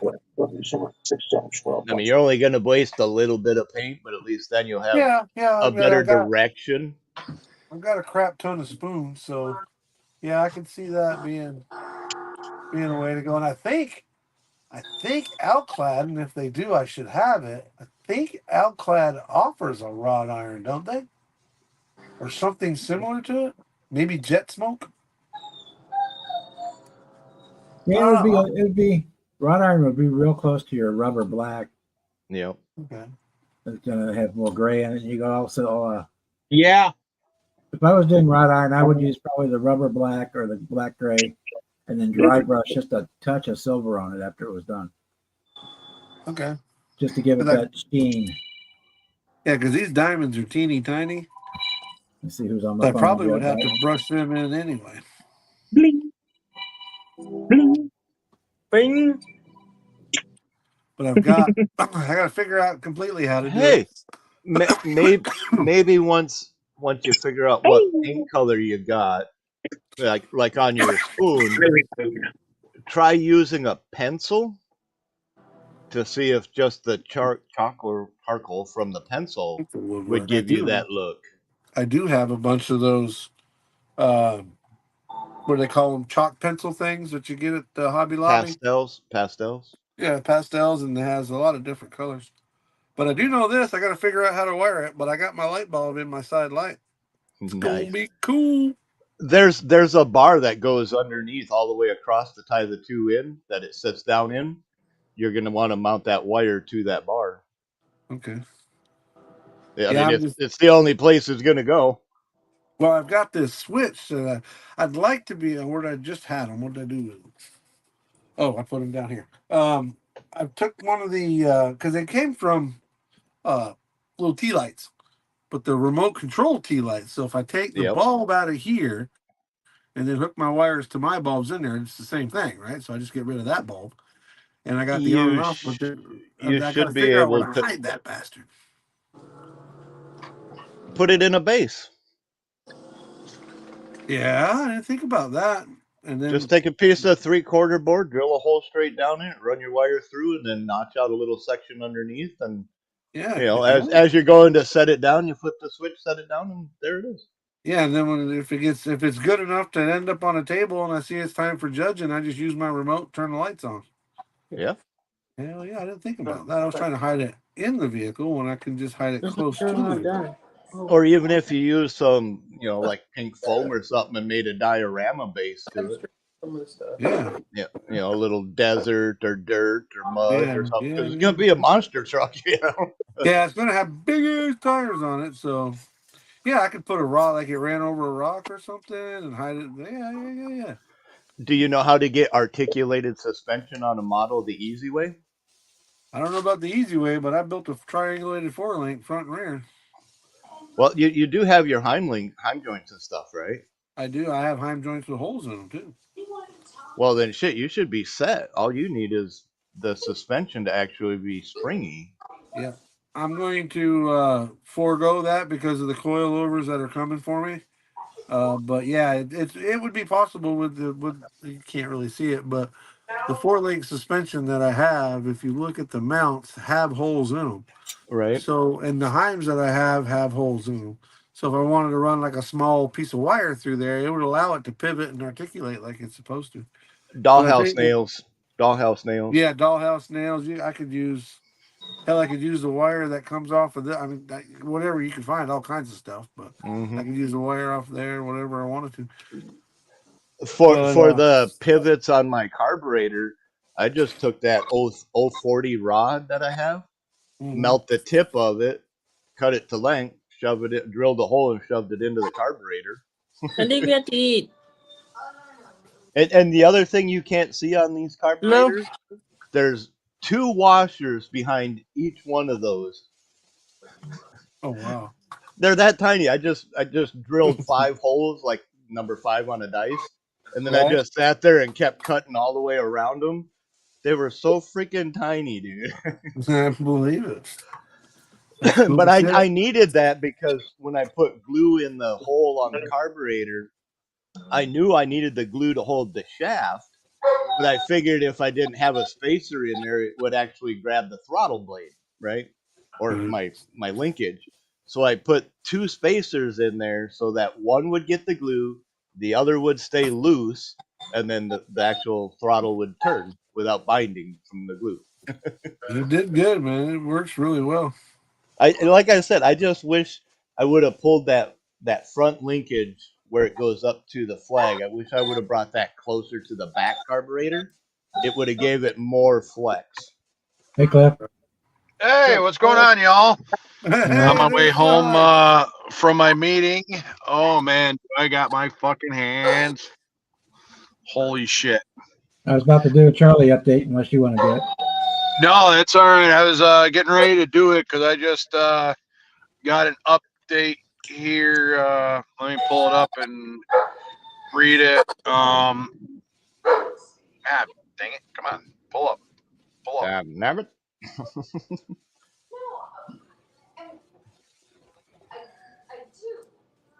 There it is, ladies and germs. There it is. There it is. Thought you knew. Oh, Andrew left. I thought he said he was going to go eat dinner. Yeah, his dad just came home. I saw him walk behind him with a whole bunch of stuff. I don't know if it was carry out or McDonald's or what. But... I am not knowing. Hello, honey. What is for dinner? My favorite line in that whole fucking movie. It's $1. How much are the slushies? It's $1.298. Need more input. Will you rotten hell? Thank you. Come again. Yeah. The second one where he's fighting with the gangs and shit, that was hilarious.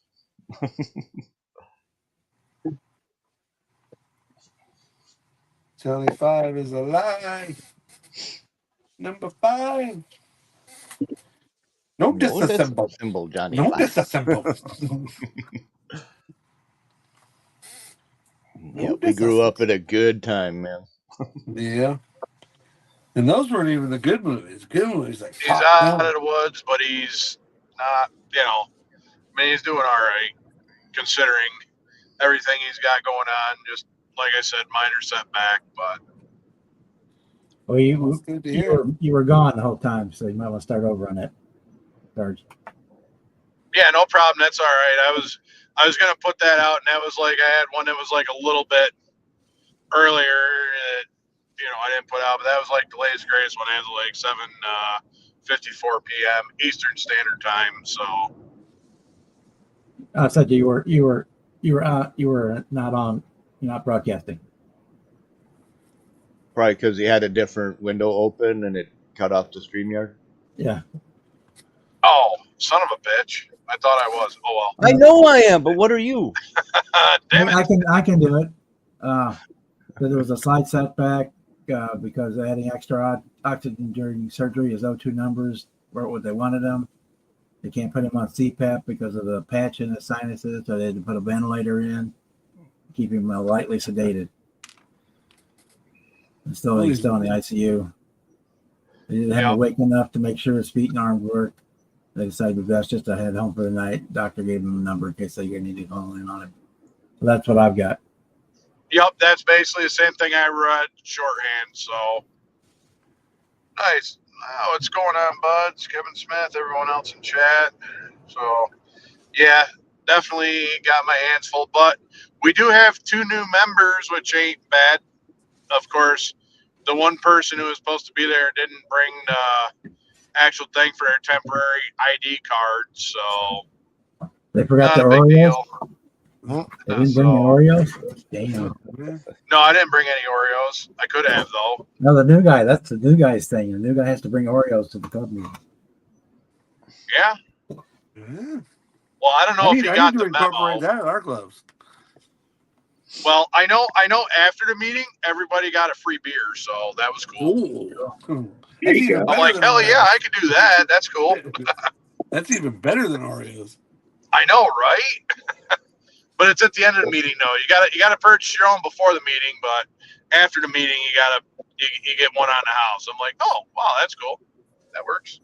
So I can't complain. If I did, no one would listen. But yeah, so we're just on our way home, and there's not as strong as a show at the meeting I thought there was gonna be, but I kind of knew that going in, and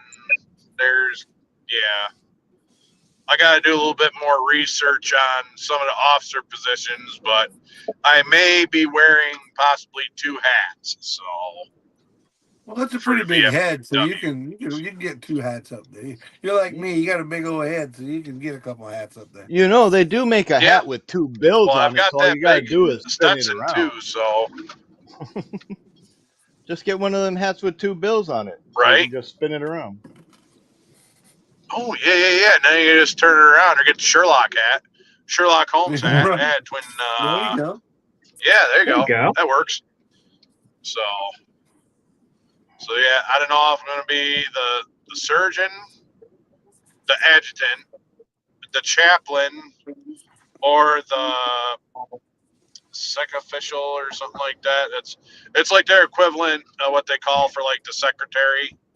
But I guess if you're in not one of the 5, like No, big you're the boards, big you're more scary like guy on the Black Harley. yeah. So Or you get you one of the Elmer Fudd Yeah. hats and you just write the one name on the front of the flap and it doesn't even on the There back. you go. There you go. You put the front flap With on. the it's coveralls, that'd just be a heck of large a on the deal. front, up I underneath it, just am fit. in my coveralls tonight. I don't care. I haven't had That's what spots where Gunther got up on me and shit like that. So we I need didn't to care. I add walked that to right in there like our. I owned the place. We need to add the Elmer Fudd hat to our ensemble when we show up at. I've got Acme, one in Sarge. Blaze Orange. I got to get I've got one of one. them in Blaze Orange, so It's it's not I'm the getting two one. part. I'm Real getting warm one. to wear an Acme in October though. Actually, I could always bring my Ukrainian Mishka hat. I've got that. It might be a With little the warm floppy for sides. that. Yeah, it probably is a little warm, but I don't know. I'd wear it and rock it just because I could. Why not, right? just to make people wonder what the hell is he wearing? That's right. And go really good with my bib overalls too. So Yeah, that's what I'm saying. well, maybe And I'll Space have a Steve. shit pair of bib overalls, and what I'll do is I'll make like Daisy Dukes out of them, or like a romper, Yeah, like a do white like a romper. redneck romper. That's Friday it. night. Daisy Duke Yeah. coveralls. That- Oh, Jesus Christ. Cut off overall, Jesus Christ. Oh my God, that's awesome. wife beater, and Elmer Fudd hat. Daisy Duke That- coveralls on that's the big it. Yeah, scary dude on a Daisy black Duke overalls. motorcycle. I'm That's cheeky enough for it. I got enough cheek for it. I probably got too much cheek for it. Well, hopefully you can carry. Let me borrow some because I got that old cowboy disease. I got no ass at all, but I'll cut it right down the middle. I don't give a darn. I'll just leave the stitch. Yeah. Right now. There you go. What's up, Chuck? Chuck, I sent you a text message yesterday. If you get a chance, text me your address. I have your box ready to go. Sarge, I don't know if I told you, but I have your box in my truck ready to go. I'm going to probably mail it, if not tomorrow, then Wednesday.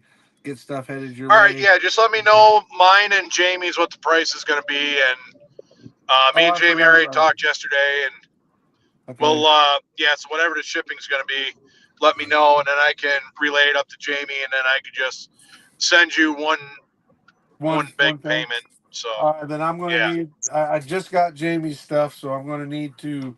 It may be a little longer, Sarge, because now I've got to box his stuff up as well. no problem. It'll make it easier to do it in one Sure. transaction versus, I was trying to so do if it you in want, the you can first hold phase. off and just do mine when you do Jamie's. Okay, if you don't have a problem with that, I can do that. It'll just It'll make add it easier. It'll add a day or it'll add Nope, a day just- or two to your departure. So I'm not worried about it. Like I said, it's not like I got a whole lot of other shit going on anyway, and I'm not in a rush for it. So I know you're Coming from probably a in a rush guy trying who to get has rid of 12 this shit. the problem is I Coming don't have from a any guy boxes. with 12 builds on his desk, yeah, he ain't got nothing else going on. My problem is Actually, I ran out of so- boxes, and they're expensive.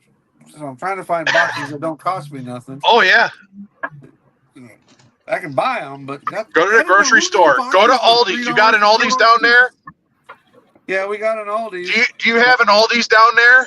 Yes, sir. Okay, go to Aldi's. They give away them boxes for like free. Okay. You might have I'll to get do some them. origami shit to get it together, but if they give away free boxes, our Well, Aldi's you up You here, gotta I get carry there shit early out all enough the in the time. day. My post lady Yeah, told hey, me what's that up, you Marcy? got to make sure Okay. that They don't put have them a in the bunch of baler, writing. so you got to get out there early. The post lady told me to make sure it doesn't have like Scots and Or figure out what day everything. the truck's coming and they're stacking shit. Right. And the thing of it is, they're going to flatten them. They'll be easy to get home. And when you get them home, just pull the side seam and flip them inside out. There you You go. gotta That makes put perfect together sense. anyway. Yep. As long as makes there's perfect sense. nothing on the Perfect. box that says Yeah, what they're the product free, was, so- postage service will be great. Yeah, on some of them I didn't know that until after I boxed them up. So I bought this. I'm going to call it wrapping paper, but it's not wrapping paper. It's a little more heavy duty than that, but it's the color of cardboard. Yeah, the so I brown just like shipping wrapped paper. everybody's stuff. Oh up yeah, with the shipping paper. it. Yeah, I guess that's what you call Yeah. it. The only You problem is when you yeah, have to shipping do that, paper. it adds weight to it, and that adds money Yeah. to it. It You does. can go to You're right. USPS.com and get free boxes. Right, but then I it costs to ship didn't them. go to .com. I went straight to the post office, and they quickly told me Boxes otherwise when I from the grabbed a post handful and office? started heading outdoor. You can get free boxes from the post office, but they're all flat rate boxes, and you have to send everything, flat rate or whatever the Not box says. necessarily. You can still say it doesn't matter which box it is. I only want to send it priority, which comes with insurance, and that's what you would want to do anyway if you're sending models.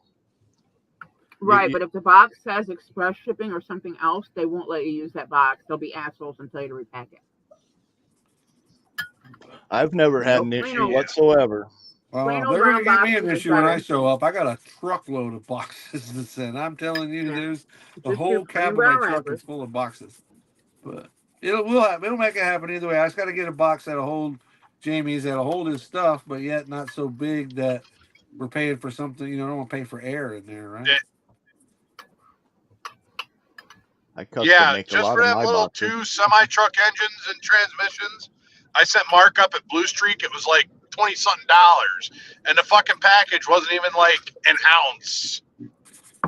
Oh, you are nuts. It was in a sending to bubble Canada. mailer, no less. I sent Mark a small kit, and I paid a fortune for postage. I paid twice as much for postage than I did for the kit. Yeah, that's crazy. Exactly. But another thing you can do too is one of those boxes. If you got some dead air in there, just cut the box down. Blow up Ziploc bags. Blow up some Ziploc bags. Well, do they charge you by the pound, or do they charge you by weight? weight? By weight. It's by weight and by the size of the box. That's what I was worried about, the size of the box. If I've got 3 kits in a big box, they're going to charge me extra for the size. The weight's one thing, but as long as it's not super heavy, they don't charge extra for the size of the package. Okay. But again, you want them as tight as you can get them. And any free air in there, like he said, Ziploc bags, just blow them up. Or like plastic bags, just to make a little cushion up in there. Mm-hmm. You don't want anything sliding. Right. If anything moves in that box, most postal clerks will just literally start stacking it up with heavy stuff on top of it, or they'll start throwing it around like it's a basketball. I mean, some of them are real jerks. And do not put fragile on a box. It becomes a football. Yeah. Yeah, if you tell them it's fragile, they'll deliberately do shit. It's exactly. It's just like, hey, take these pants and be quiet walking through the forest. We're trying to put the drive on and shit like that. And make sure anything that's going out of the country, make sure you mark it a gift. And make sure you clearly state that it is only plastic model kits. It doesn't have, anything else in it, just plastic. Because if you just put model kit, they're going to assume it's got paint or glue or batteries, and they won't even scan it, and they'll just return it. They do all kinds of dumb crap. Oh, nice. Good deal. I'm glad make sure that customs label says exactly what it is. Plastic model kit. Jason, how we doing? Sarge, am I sending Jamie stuff to you, or am I sending it on up to him? No. You're sending it to Jamie. Okay. Okay, you're sending his stuff to him. Since he's got PayPal and not Venmo. Right. I'm the middleman. For the money, but okay. Yeah, you're sending it up to him. He's sending me the money to send to you via Venmo, but he's sending the money through PayPal. I got you. Do me a favor, either text him, or if you know it, text me his address, and I will get this boxed up either tomorrow or Wednesday, and that way there I can get them all coming at the same time. Yeah. I know I got a card from him, and I know I sent him a card, but if it's on my phone and I'm not standing in my workshop or my hobby room whenever I do it, then I can at least have it on my phone where I can get to it. I don't have his address handy. I know I have it somewhere, but not. That's the same way as me. I know I got it, but then I got to go looking for it. I probably put it in my book when I put cards away, and I have no idea where my book is at right now because I moved so much stuff in this room to get the bird out of here. Everything's messed up worse than normal. Yeah, I can relate to that. My whole room. I got a whole room, and it's quiet. There'll be no more yelling. The screeching was the worst.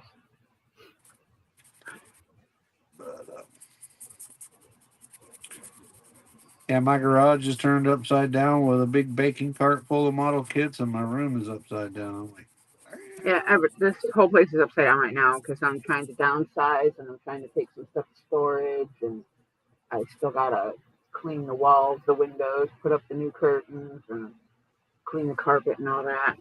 I ain't got time for that crap this week. Got work and a bunch of other shit going on.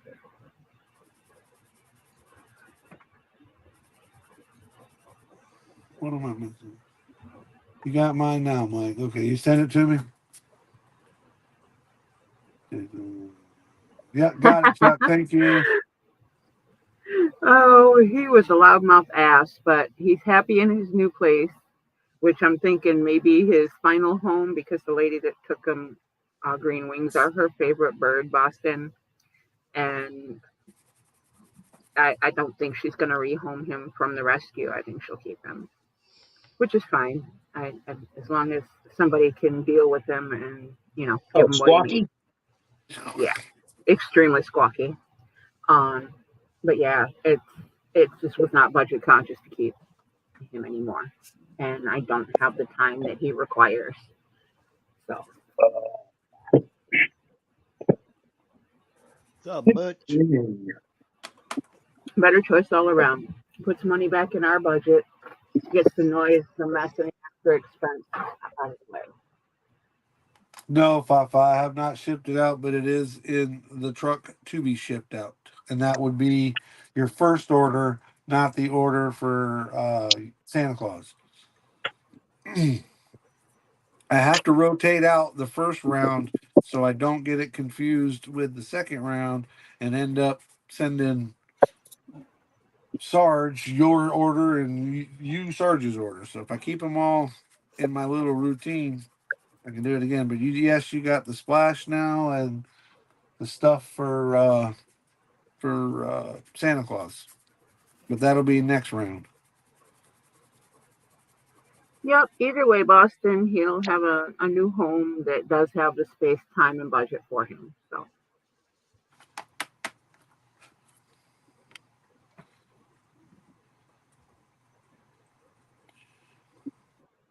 What's up, Butchie? What'd you just call him? Butchie. Oh, Butchie. I heard butt cheek. But, huh. Okay, Jimmy. Well, damn, I thought we liked no. Mike, a 2 pound package coming from Yeah, that's not my problem, Boston. For USPS Yeah, Ground Advantage ground No, shipment, which is like 2 day or 3 day ship delivery. Would probably be about 2 kits is like $11.60. Okay. Priority mail would be like $14.50 for 2 pounds. Like I was saying before, Don't I sent money on priority mail because they don't even make the low estimate time frame for priority mail anymore. It ends up taking more than 3 to 4 days. Do not pay the extra. Yeah, exactly. Just The Postal Service sucks donkey balls. That they have gotten so bad in the last 7 or 8 years. It's unreal. I can get stuff in and out of this country, anywhere else in the world but Canada, mind you, and anywhere else but the United States. In and out, 7 days max. I've officially got too many projects going. I don't remember which rear axle goes to which car. just stuff it under there. You'll find out. Yeah. Yep, plug it in, see if it works. I've done that I don't know how many times. Forgot to put a piece of tape and write down what car it goes to, and just kind of stick them all in the rack once they're painted. Yep. I'm dumb. I'm gonna take a guess. It's the rear axle that's with the Charger's dashboard. It might be. Oh hell, just kit bash that shit. So this morning before it already is. No, where's Sergeant? That was the wrong button. It already is kit bashed. I painted these big old suckers. They're going under that Charger. And the Charger's painted. Time, I might as well paint some. Sure. Yeah, Mike, if you go to the USPS website and you put in the size of the box and the weight, it'll tell you exactly what the postage is. Okay, cool. So if the box is 12 by 12 by 6 and it weighs 2 pounds, it's going to be like $12. Yeah, and For- as long as you for- don't go tape for happy, ground. you'll be pretty close. For ground. Mm. I'm a piece bit of on parcel it, ground. too. And priority is about $2 more. Mm. which Do you is- have a kitchen scale so you get an accurate measurement? Because they will ask for Mm. exact weight. Well, for the checking on the website for price, you can guesstimate. Well, for checking, yeah, but Yeah. And when I you mean- get there, they're going to measure it and weigh it regardless. So Yeah. just, right as you can. And I always Don't found it was overtape it. cheaper to actually buy it online than it was to go to the office where they I charge just a looked, it was the service same desk price on it. online, unless you go through like a third party. No, I go That's straight to Yeah, USPS.com and have if my you've got labels a- printed out for me. yeah, And then- if you've got a postal scale, you can do it. Probably be that. But usually the post office itself charges a desk fee because they have to do the work. What work? Everybody that works there is a lazy fuck. No, yeah, they had the list of the prices and they were the same if you printed the label online or took it in, it was the same. I've got a shipping store next to me that's been pretty fair. They're shipped, going to charge you more. I shipped a big trailer, car trailer, model car trailer to Bruce, and a big, big truck kit with a wrecker to Jamestown, and collectively, I think I paid like $17 for the two of them. One went to Illinois and one went to Salt Lake City. I think that's where Bruce is, or not Bruce. Yeah, Bruce is Illinois, that area anyway.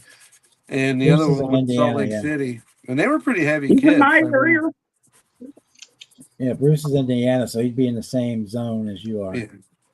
Where I'd be one zone over, and then Denver would be Yeah. two zones over, and California would be three. Yeah, I would Okay. check and compare, see what happens. But a lot of times those smaller stores charge more. Yeah. But they're 2 day. They're 2 day. What they call it 2 day ground. Yeah, It's a step below priority. That's usually what I send stuff. It's Yeah. you still get your tracking and your insurance. You just don't. the real truth is, whoever It goes bought the truck kits has instead of got to air. pay for the shipping. So if they don't like it, Yeah, I'll well, keep their kits. we'll give you an idea. If somebody's getting 6 or 7 kits, you can figure out what the box is. Yeah, and that's which ways, true. and True. Plug it in and tell them, oh, well, it's going to be this, about roughly this much for shipping. Right. Check. If it comes up $18.50, say make it 20 just in case it's more. Yeah. Round it up. It's how big the Challenger axle. Round it up to the It's nearest actually going to be five. shorter than that. Just to make sure you're. That Getting burned. information will definitely come in handy once So- I start putting them up on like It's going to be Facebook. like 2-inch axle. So somebody asks what it's going to cost, I can give them approximation and be at least in the ballpark. And once you've done a few, you'll know that 2 kits cost basically this much, and 3 kits Yeah. cost that much, and 4 kits cost this Oh, much. That's what I'm thinking. You'll kind of That's get the what I'm feel of what it thinking. is. How much you end up paying for it? Big your ass going to be. What is that god awful noise? It's a Jimmy. Is that what that noise is? I thought she got rid of her bird. I still hear squawking. It turns out it's Jimmy.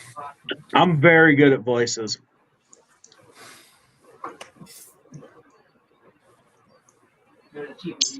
Jesus Christ. Okay. Look at that pinging. Cut that bitch and it went flying. Oh, All right, training guys. Well, I'm work going to is jump really down well off of here. said. I'll be in and out in the chat. I'm going to go ahead and Do start it again. boxing up some more of this stuff. Bob, Later, thanks Nick. for letting me show my stuff on your on your problem. live. If anybody's interested, just holler at me. Damn it, I cut it short. See you later. Yeah, and the box, Ryan. Bye-bye.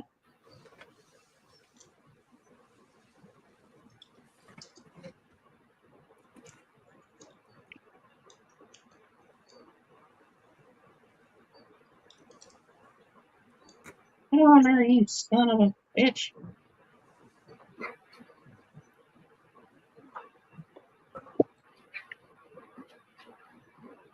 There's food on the stove if you guys didn't eat.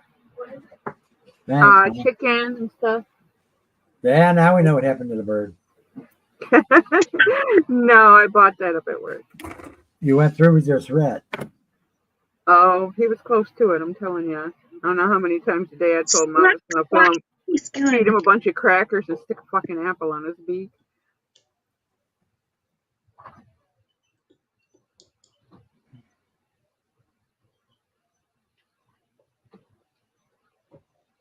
Anyway, Claire, there's plenty. There's 2 roast chickens there. And Dad That's got the Stamps.com used to Cracker and give just you lead them into the oven. a free postal scale, but I don't know if they do that anymore. Gosh, you ain't gonna work. You TOS. I cut you for no reason. Fuck you. Maybe.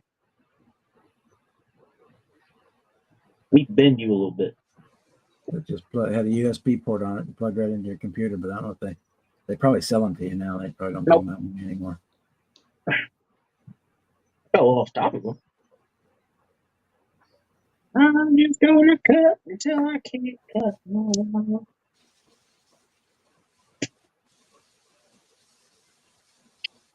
I'm not giving anything away until I hit 500. I'm like 484 or something like that. I told myself I was gonna do 1,000 subscriber giveaway, thinking I'd never get there. And then 2 months ago, so I'm bucking out. I hit 1,000 subscribers. Yeah, it happened. I really don't know how I did it. I hit 1,000 subscribers when I hadn't posted anything in a month. Yeah, the analytics around here are complete bullcrap. It just happens whenever, you know. Well, I know one short I did. It was something about my truck and making fun of Ford people. It got a pretty good amount of views. It was like over 300,000 views. Yeah, but for my some reason, video YouTube that had took the it biggest view down. was ducks. Did you have radio playing or anything? Nah, I cut this kid. I cut the video. The kid had started his truck. It was like Chevy owners can't do this, and he started his truck. And then I took the short, cut it, and then added me at the end. Like, really, dude? And started my truck. I'm like, fuck you, kind of shit. Well, you're reusing And the little kid deleted the video. Well, so it no, deleted if you use less than 30 seconds and you remix it, that's fair use according to the law and according to the rules of YouTube. Well, I didn't get any email from YouTube. Hey, we're taking this down. I didn't get any notification, nothing about it. Just one day it was gone. I was like, oh, cool. That just means 300,000 the views AI on the took it video. down. Yeah, the AI took it down. The one that I have that has the most activity is a clip of ducks playing in my front yard after the rain. I had over like 3,000 views according to their system. It's like, okay. Two of my highest ones is Skipper, the model from the Planes movie. He was the Corsair. I'm gonna get more pizza. And a little Thomas the Tank Engine train at a fair, the ride-on train, kids riding around on it. Those are two of my highest viewed videos on my channel. Well, seeing little kids do something that makes them happy, I can understand that getting a lot of views. That's one of the. That's something I'd watch just to see a child be happy. That makes sense to me. But can I pet that dog? That one was bad. Oh my God. I'm a turtle. She missed a teaching moment there, boy. It's not a dog, sweetheart. Can I pet that dog? Cutest little kid, but dang, teach her. You got a moment to teach her. That is something dangerous. It will eat her. Yeah, let her pet her. Let her find out. I'm telling you, take the freaking labels off everything. Take down all the warning signs and let nature sort itself out. But yeah, no, not something you can prevent, you know? Yeah, my last one, I was going to do a gift card for Mark Twain Hobby, which was going to work out fine, except for the person that won it. When you'd have to go on their website and see what you wanted. You'd have to call them to order it. You can't order it. You can't use the gift card on their website. I hate when they do that. That's really bad. You think they'd wisen up. I was going to do a $75 gift card, which would get you enough to cover for free shipping. Right. Which you could still do. I said it becomes a pain in the ass because you would have to call them and tell them what you want and order it over the phone instead of order it over the website. Some of these small businesses just don't get how important it is to be able to do things online, even if it's something as small as a gift card. And that's a widget on every website. That widget is available. So they're just being lazy. All them websites. I don't know. I'm in a mood today.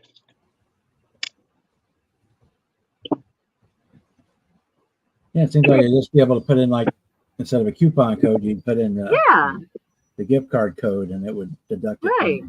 But no, they said you can't. So I'm gonna ask them again next time I go. It's so easy to do. I mean, it's not.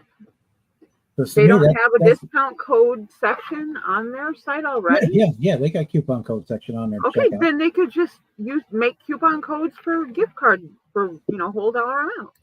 Put the ID number from that gift card on in the coupon code. I want to ask them about it because to me that's the best way to do it if I'm going to do a giveaway, because then you can go on their website and you can get what you want. Right. But if you picking out a kid, here's what you get, or pick out 2 or 3 kids.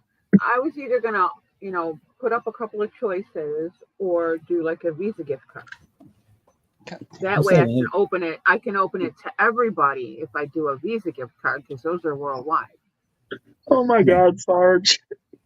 Have you seen my bed ball? You wanted all war game paints. You wanted to get $75 worth of war game paints, and you could. If you wanted to get a figure kit or 2 figure kits or whatever you wanted for that $75, you could get.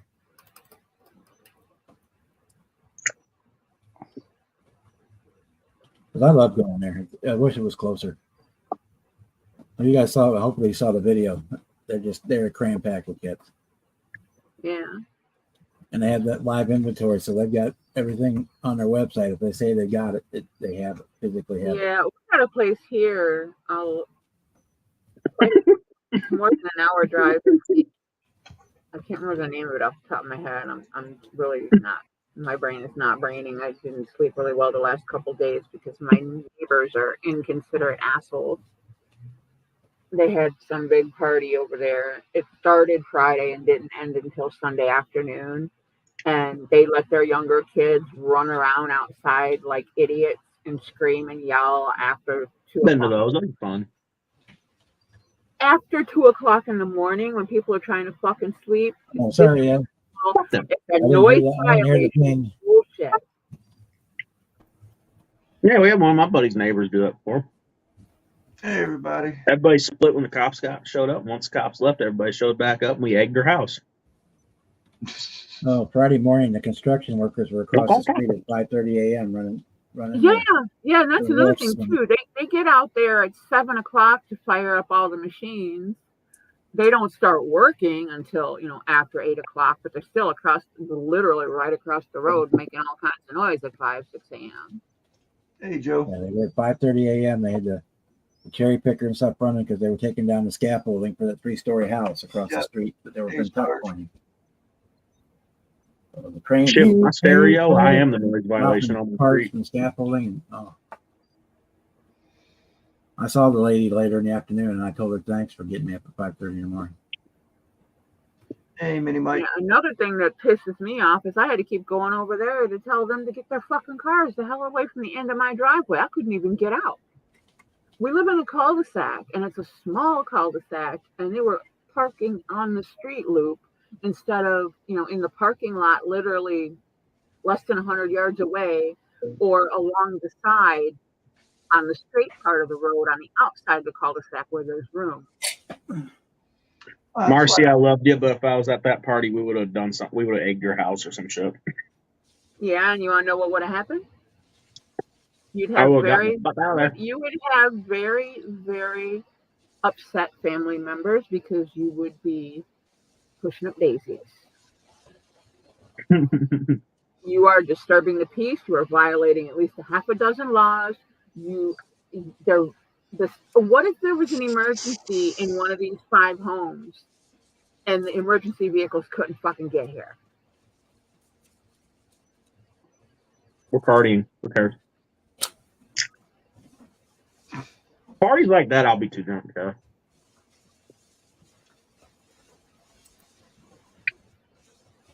You need to go roll your windows up, Jimmy, because it's raining the cats and dogs here right now. Windows are up. It was raining here earlier. I had to go get dog food a little while ago. That was raining pretty Night, good here Jason. earlier today. In fact, Night, it- Jason. all right, Goodbye. Dave, have a good night, brother. On my way back to the shop after my event today, there was a 3-vehicle pileup. It was a Dodge Ram pickup with a 20-foot flatbed. Looked like it had home gardening, like a walk-behind tillers type, rototillers Ooh. stuff on the bed of the trailer. And you could tell by looking at the way they were loaded up on the trailer that the trailer was not properly weight distributed on the load. And Average Dodge owner. and it was raining really hard at the moment, and the Dodge was spun around so that his grill was facing oncoming traffic. The trailer obviously was jackknifed. There was a big Penske box truck that had made contact with the backside of his trailer, and a trash truck Ooh. had made bumper to bumper, grill to grill contact with the front end of the Dodge. And I will almost guarantee, hey, Kevin, that it was the Dodge's fault in the first place, because with the way that his trailer was improperly loaded, He probably slammed on his brakes. as hard as it was raining, I will almost guarantee what happened is he was driving way too fast. That trailer started doing this number, spun him out, and that's what caused the trash truck and the Penske truck to make contact with his vehicle. Mhm. Blocked up 3/4 of Interstate 10, where it's an 8-lane road at that point. 8 lanes. Dude, how the hell do you block up that much space? And I don't. People are just fucking dumb. Well, Dodge owners. you've got, well, think about it. You've got the 4-door long bed Dodge with a 20-foot trailer. You've got a 25, 30-foot box Penske truck, and you have a city trash retrieval truck. Yeah, which All is a three big ass involved. machine there. Yeah. So So it much was- for common sense, huh? right? Especially in the rain, where Like fucking shitty weather, you slow the fuck down. as much as I love to drive fast, I'm talking 85, 90 mile an hour down the highway. I don't even think about how fast I'm going. I look down and it's like, yeah, maybe I ought to slow down a little bit. When it's I raining just drive. on a 65 mile an hour highway, I'm doing 55, maybe 60 tops. Yeah, well, it's like the other day when I was taking the bird. I was driving a fucking cargo van. It was hurricaning like a motherfucker out there. I don't think I got over 60 miles an hour for the first 100 miles. Yeah. You couldn't. The water was pushing you back. I will say I do hate people when it's raining who don't know how to drive in rain that'll do like 30 on a main road when it's a 45 mile an hour speed limit. Depends on Depending how on the hard the rain.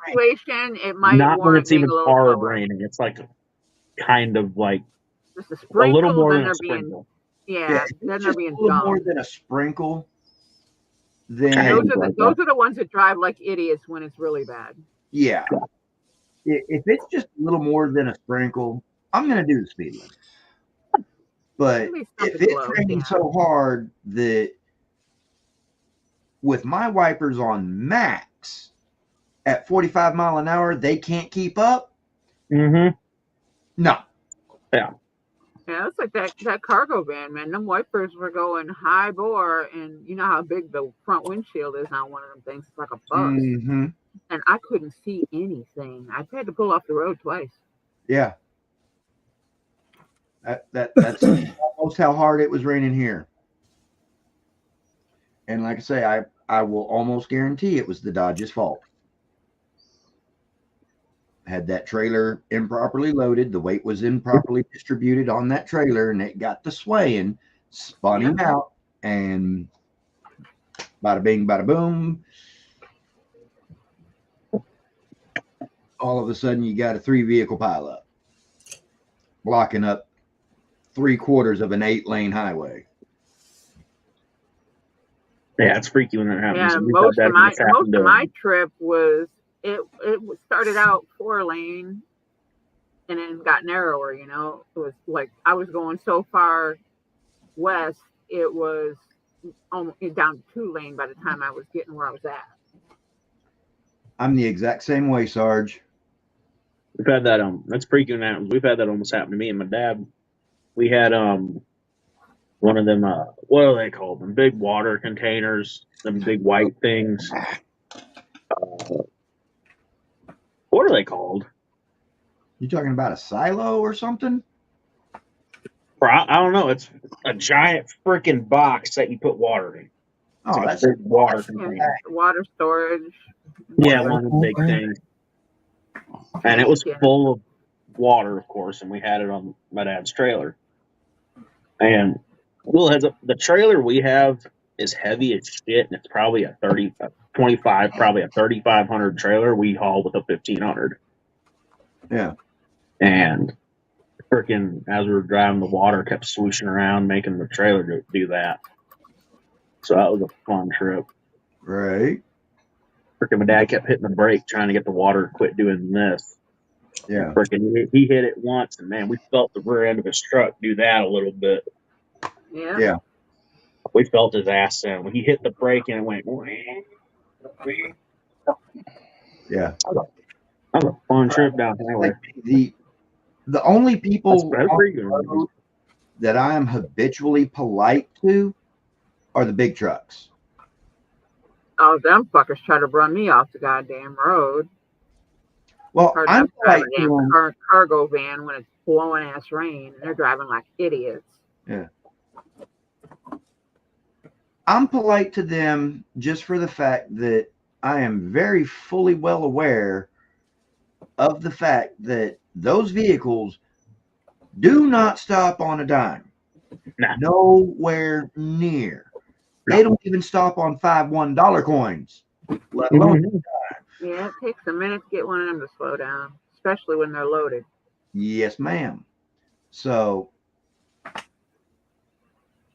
you know, for them, like I've said before, if I'm driving down the road and there's one next to me and I notice he's got his turn signal on wanting to get into the same lane I'm in, I'll back off, get behind him, flash my high beams at him, let him know it's cool to go ahead and get over.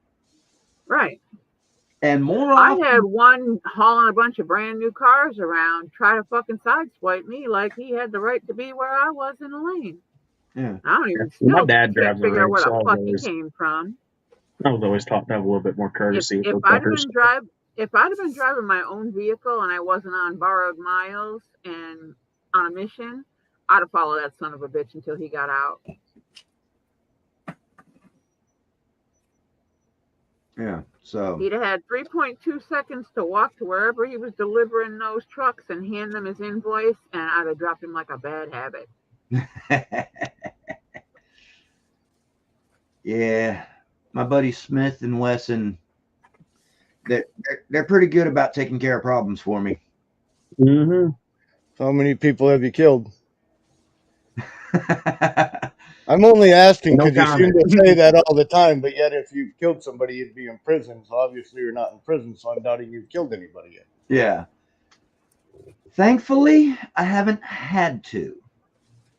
I don't know. I've I've gotten close. pulled mine out and had it cocked and locked and almost blew somebody's brains out. My dad's only had to pull his out of his 45 out of the holster once on a dude. And we were in a Rule King parking lot, and this dude parks up next to us and walks around my dad's truck to the passenger door where I was, grabbed the handle, and opened the door. He thought He thought that my dad's truck and his buddy's truck looked the same. So he thought it was his buddy sitting there, and he just walked over and opened the door, and he had my dad's 45 in his face. Well, honest mistake. I mean, but still, you know. Oh, honest mistake. That dude got your pants in a Rue King parking lot. I hadn't done that. I hadn't done that since I was like 25, Boston. Now I'll admit it, all the way up from 4 or 5 years old, all the way until I was around 25, I'd get up on their side and do the arm yank to get them to blow their horn. But it'd been a minute since I've done that. I did that riding passenger to my mom once. It scared the shit out of her. It's the only time I'll do it is if I'm riding passenger and my mom's not paying attention. Yeah.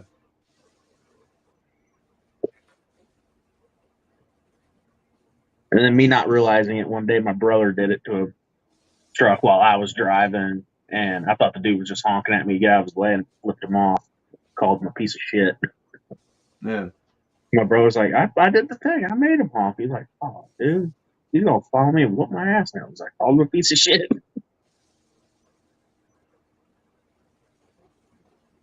But yeah, for pickups and sedans,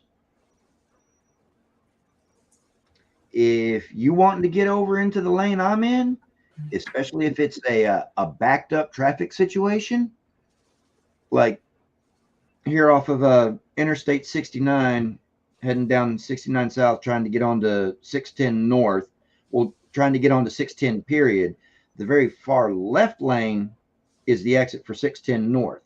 The next two lanes, or the very far right lane rather, the next two lanes are for 610 South. That single lane to get onto 610 North is almost always backed up mile and a half. And yeah, it sounds like the lodge here. Ride that next lane over and then try to squirt over. Try to wedge up there right up at the exit, yeah. Yeah, no, I don't play with that either. Solid white line. And yeah, I don't play that line. When I'm in that situation right there, and I've got a solid white line next to me, and I've got people on that other side of the white line trying to squirt over in front of me, ain't happening, because I'm staying inches off the rear bumper of the vehicle in front of me. Yep, and they all look at you, shake their fist at you, or flip you off, or yell at you through the glass, and yeah, like I'm the one. I wave at them. Yeah, like I'm the one doing wrong. Yeah, all they gotta do is stay in their damn lane, and they'll get home in a reasonable amount of time. But nobody stays in their fucking lane. Yeah, ain't nobody got time for that. In a we all in a hurry. Like that, where that traffic is already backed up in the first place, if you would just get in that lane that you need early. Yeah, exactly. You drive it every day. Hello, you know. Yeah, and that would actually relieve some of that traffic congestion, because a lot of the traffic congestion is from people having to slam their brakes because of somebody trying to slow in at the last jammed up. Yeah.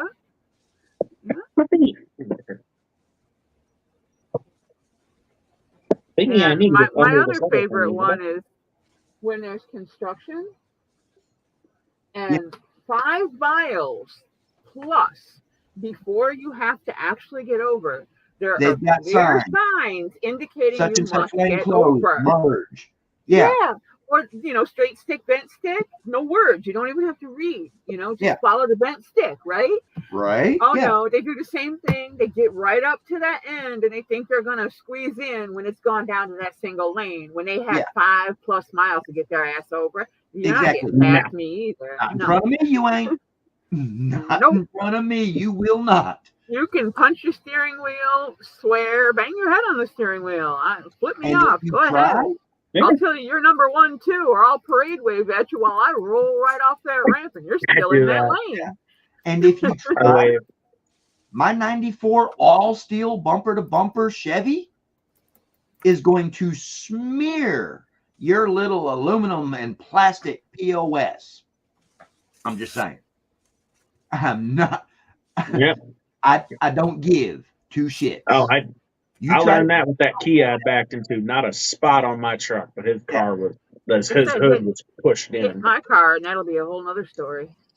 You try to you'll be wishing they could get the ambulance through that traffic to pick you up off the freeway. When I backed in that Kia, the only thing that was messed up on my truck was the little bow tie I have on my hitch connector. Yeah. And I pulled it off, put it on the ground, stood on it, and bent it into place. Yeah. I mean, I'm one of those ones that if you cut me off, I have no problems ramming my bow tie, not just up, but through your ass. Just saying. And if you're in a situation where, like in the other direction on 69, going up 69 north, just right off the exit here, right at my house, that very far right lane says lane ends, merge left. Yeah, that's another good one. Yeah. And they'll ride all the way up All the until way it up turns to the into line, the shoulder, and then try to squeeze over. And Nope. Yep. and you ain't squeezing over in front of me, I'll ram you off into the shoulder. I will. Or like here, coming down Washtenaw, headed from Ann Arbor towards Ipsy, there's 4 lanes, 2 up, 2 down, until you get to the intersection at Carpenter, where you turn to go. You can either go left or right. You have to actually get over into that turning lane, because it's like a half turning lane. It's not like a full length lane, you know. So if you're going to go turn right or you're going to go turn left, you got to be in your respective lane.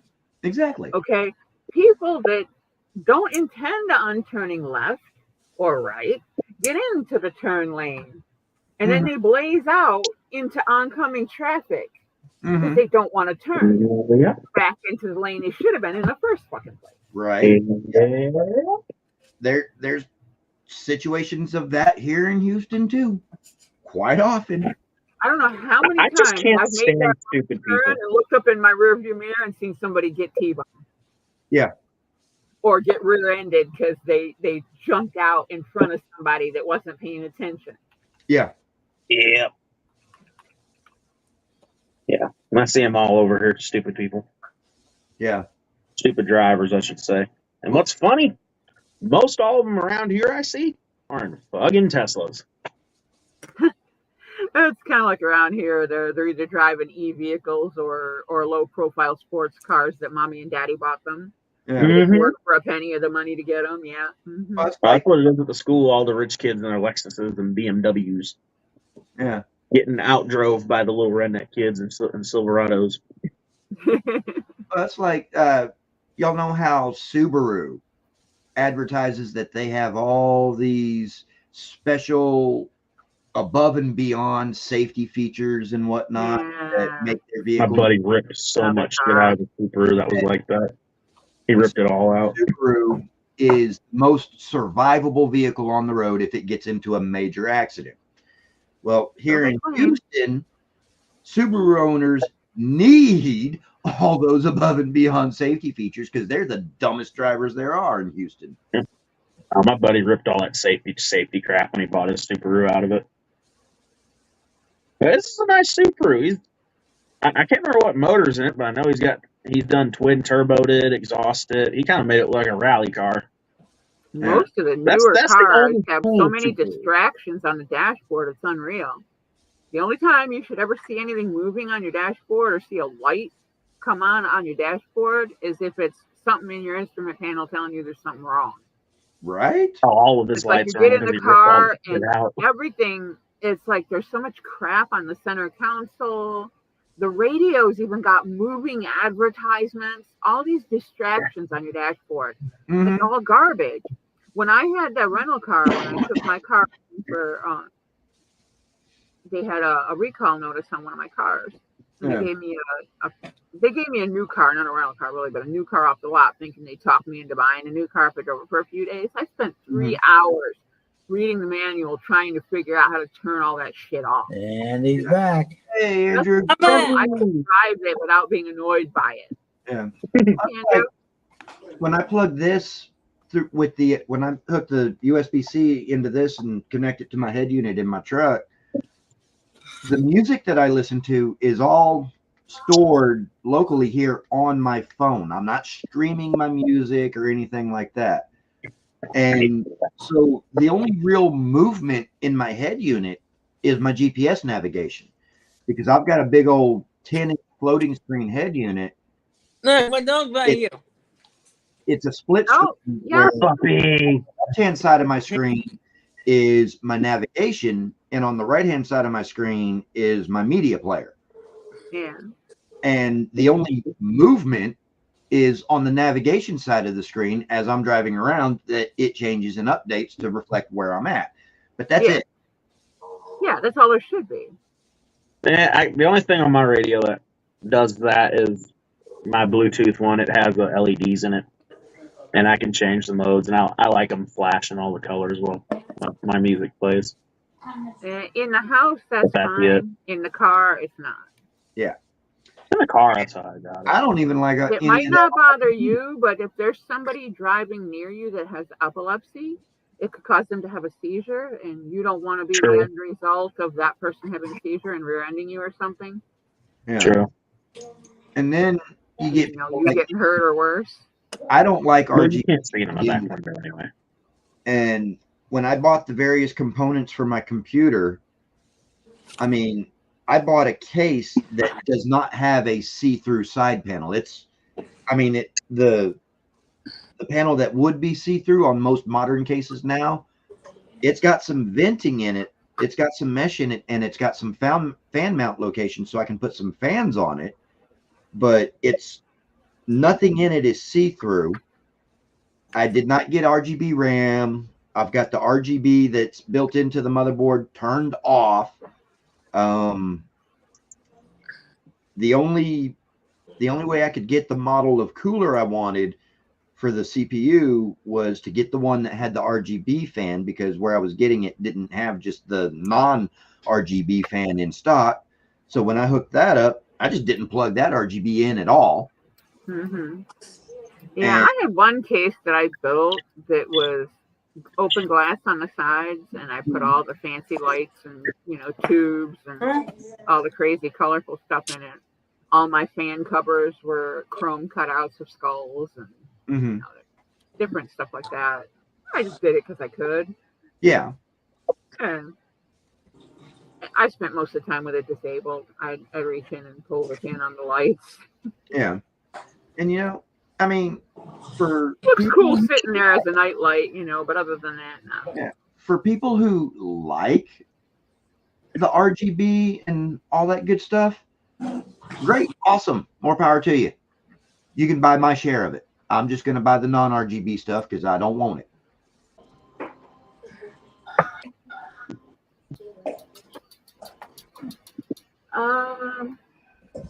Chuck is requesting Ryan's email. Do any of you guys have it?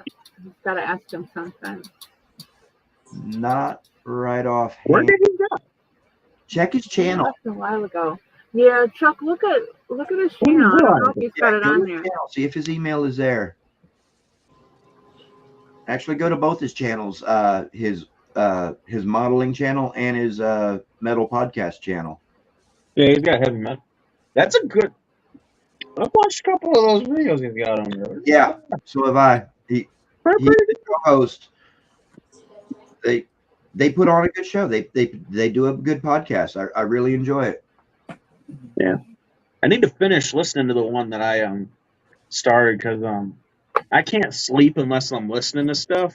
So that's why I like podcasts, or I fall asleep listening to music. Yeah. Hey, Teddy Mayo. I fall asleep to. Hey, Ted. What's these fellers' names? It's I've called got the it, Chuck. Goons. I'll find it. The Goons podcast. These dudes are, and I always get fucked with because my friends like them too. On how I fall asleep to them, because these dudes are very loud and and just very stupid. Yeah. Well, And like the one dude screams almost the entire podcast, and you fall asleep to that shit. And I'm like, yeah. I used to fall asleep to Pantera specifically. I can fall asleep with know why, but I Pantera can fall asleep playing, but to if somebody's just screaming like an asshole, no, I can't do that. Or just being Pantera all day long. But It's more of like something you listen to if you want to laugh. Yeah. It's very much like where I get my sense of humor from. Well, it's like me. The way I have the audio set up on my desktop here is I've got the optical out on the back of my head, on the back of my motherboard, going to the optical in on my 5.1 surround sound home theater receiver. And then I've got all the speakers hooked up to it. I've got the center channel, the main right and left, the rears. In fact, you can see the rear, one of the rears behind me. And then I've got my 2 subs over off to the side. And what I do is I'll turn my receiver down to as low of a volume as it can go to. And then I play music I have Teddy on Mayo. my phone. That's the best I way to also have on the hard drive in my computer, and I just bring up my VLC media player and put it on random repeat so that it will just randomly pick a song out of all the thousands of songs that I have on repeat, so it won't ever stop playing unless I hit pause. Mine will. I just use YouTube Music to fall asleep, and after I think it's an hour and a half, it'll come up. It'll pause the music, and it'll come up a little thing. Are you still there? Yeah. Yeah, And if I'm that's still annoying. awake, I'd So put I yes. actually created playlists and put them private on my page. That way, if I'm using that music, I don't have that annoying gap. Oh my goodness. Because the silence would wake me up. Yeah, exactly. Yeah. Silence Well, would wake me if I'm up. still awake, I can just click yes. But if I'm asleep, then it won't wake me up if it pauses. Yeah. Whereas me, if I'm asleep and the music stops, I'll wake up. Yeah, my eyes pop open and I sit up like a freaking vampire in a coffin. I have to have continuous play if I'm going to leave it on. Yep. And also, by utilizing the media player on my computer with locally stored music files, it's still playing when I wake up in the morning, which is great because then I just grab this guy right here and turn my volume up. Yep, and go make the coffee. And I got my coffee pot right here. So once I get my coffee started brewing, I grab a cigarette, go out, have that, come back in, pour that first cup of coffee, sit down, turn the music off, turn the volume up on my receiver just a little bit more, and start watching a couple of YouTubes. There it is, Chuck. That's the Ryan's email. Man, I Frog gotta get pond. work in an hour.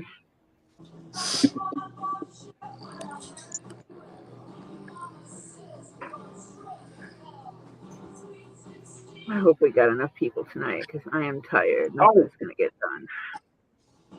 Hopefully. August. Since I graduated Saturday, Mom told me for graduation, tell me what concert you want to go see, and I'll buy you tickets, and I'll even buy your buddy one. So me and my boy can go. And I started looking through all of them. August, I'm going to see Creed, Three Doors Down, and Finger 11. Nice. Or in September, I could go see Five Finger Death Punch. I'd go to Five Finger Death Punch. Or it's also in September. It's a couple weeks after Five Finger Death Punch, Falling in Reverse. Nah, still Five Finger Death Punch. I'd love to go see Five Finger Death Punch, but it's between Creed and Falling in Reverse. Yeah, those are both bands. Those are my two choices. Creed. Yeah, I think I would go for the Falling in Reverse. Yeah. Debate not. Because Falling in Reverse, it's just the one band there. If I go see Creed, it's all three bands that I love. Mm-hmm. Uh-huh. I don't know, I've been wanting to go see Ronnie Ratkins for a long time, though. But I've also wanted to go see Scott Stabbs for a long time. Right. And then I Moody, you know, I mean. I might just go with Creed because, surprisingly, for the three bands, it's still cheaper to go see them and then Falling in Reverse. Wow. Yeah, and the music's better.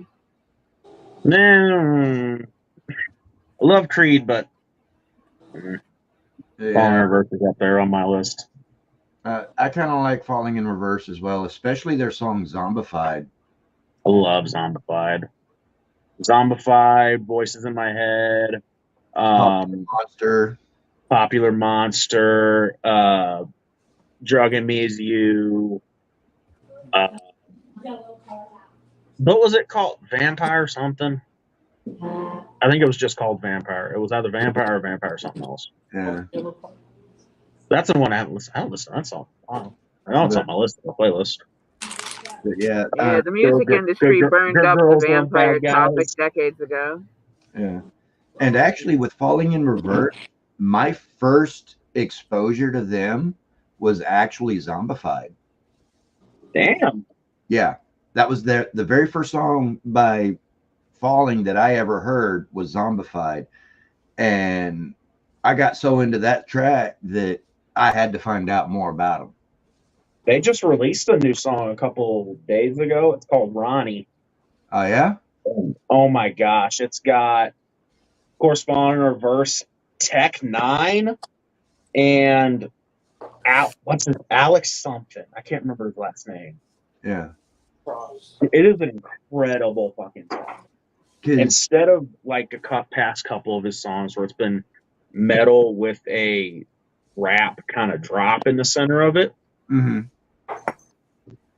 Or, I mean, rap with a metal drop. This is more of just straight metal song, and then Tech 9 will start rapping metal lyrics. And wow. I'm fucking in love with the song. It's so good. Okay, guys, we're officially old. The Monsters of Rock Stadium Tour has now been replaced with the Monsters of Rock Cruise. Oh, it's been a cruise for a while, Bob. Free. Wow. I do know my dad wants me to go see, and it's in June, over at Busch Stadium. It's Def Leppard and Journey? Yeah, it's Def Leppard and Journey. Def Leppard and Journey. They're coming through here this summer, too. My dad wants me to go see them. I'm like, I love both those bands, but I don't know. I'd rather go see something with... I'd rather go see something. I'd be hard pressed to choose. And then, of course, Teddy Mayo, Perry, and Five Finger Death Punch. And then Teddy Mayo's suggestion of Iron Maiden, you know. Provided they're Rob Zombie. I love Rob Zombie. Rob Zombie. Iron Maiden. Metallica, so long as they're playing their first 5 albums only. Metallica, I was mad. I didn't have the money at the time to go see them. A year or two ago it was. Yeah. The first night I saw them Metallica when they first and came Five through. Finger. The second night it was Metallica and Pantera. Mm-hmm. And I wanted to go see Metallica and Pantera so fucking bad. But I just didn't have the cash at the time. I've seen both of them, but I saw them when they were new. I do. What do you do? Yeah. I got to see Metallica, and unfortunately it was either, I want to say it was the Reload tour. Yes, it was the Reload tour. Hey. So they were playing crap from Load and Reload, as well as from their first 5 albums, which are awesome, and they're only good albums, by the way, in my own opinion. But the opening act was Drain STH, and then second band was Godsmack. I don't even remember who the openers were. On the those are guys I'd love to go see with Godsmack. This was back when Godsmack only had the 1 album. They hadn't released their second album. Yeah, they were just babies. Yes. Oh my god. That was an amazing show. With the exception of the trash that Metallica played from their, at that time, 2 newest albums, that was an amazing show. I can't really say at least they were kind enough to give you an intermission. You could run to the can and go to the beer line. Right.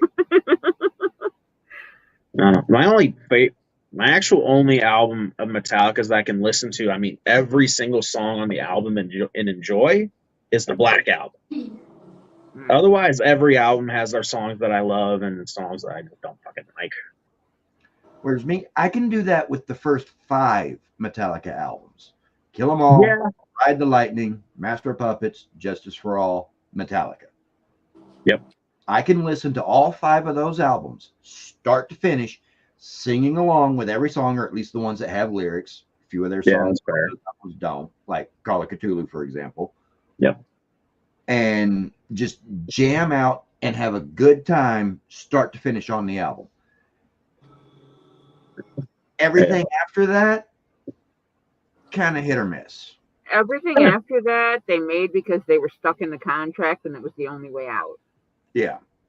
And they did what the record company told them because they didn't have a choice. That's why the music industry sucks unless you can be on an independent label where the artist actually gets to make decisions. Yes. If I ever go through my dad and my mom both have their old records back over here in the basement. I need to go through them because I know for Hope they're a fact stored properly. they are. I don't know. They're in a basement in a box. But my mom has one of the original, like freaking releases of the Black Album. No good if it's warped. It's not. I had it out not too long ago, and it's a perfect album. Or it's not warped. It's been used, but it's not like it's not fucked up or anything. If they're not stored properly, they will warp over time. Yeah. Many, many years ago, when Metallica first released Ride the Lightning, they were on Sony record label. And they released Ride the Lightning, and the Sony release included Blitzkrieg and Am I Evil. 2 weeks later, they dropped Sony, signed with Elektra, recalled the Sony release, the Sony version of Ride the Lightning, and then re-released it on Elektra minus Blitzkrieg and Am I Evil. And I used to have an unopened copy. There's also a Japanese bootleg from the tour of that album. No, this was bought at a Blockbuster Music. Right. There's also a bootleg out there that got mass produced from Japan. Yeah. And with Metallica, the only quasi sort of somewhat exception to the everything after Metallica was trash was the Garage Days revisited. Or no, Garage Days Inc. Because Garage Days revisited was during the 5, and it's not a studio album, but it's a good one. But Garage Days Inc., where they did all the covers. Not that they had a choice, Ted. They were just handed over. Yeah. That when you're a band with a record contract, you're not human beings, you're property. Yep. Yeah. And that's one of the things that I really, really respect about The Warning is they're on an independent label and they still have full control of their music. Until they see the dollar sign. Right. I checked Until they them start out seeing not the too long money. ago after you Once started they start mentioning seeing the money. Oh yeah, they can. They write their own shit.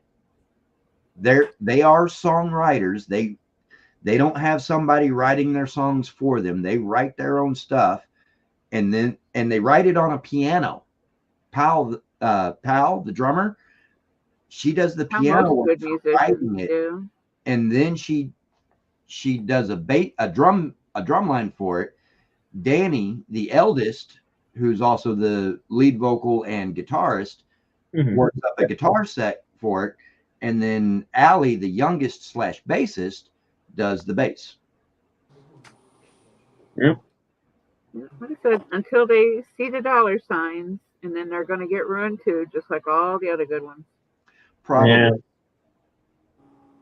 But they'll have they'll have the songs when they're independent, which are going to be the best. Yeah. Well, they have a new album that's dropping next month. I've already pre-ordered it, and that'll give me their first 4 albums. There you go. and I am so looking forward to the new album because the singles that they've already released from the new album are just awesome.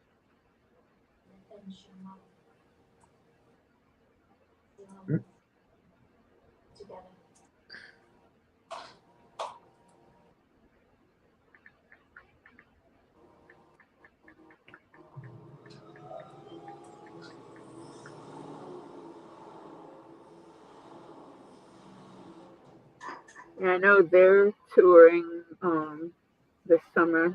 They have dates in Amsterdam and Dublin, and then they're gonna do a bunch in Canada.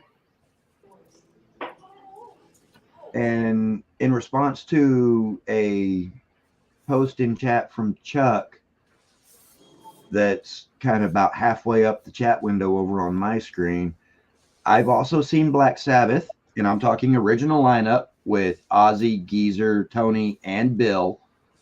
And then, of course, I've seen Ozzy, but I've never seen Dio. I never got the opportunity to see RJD.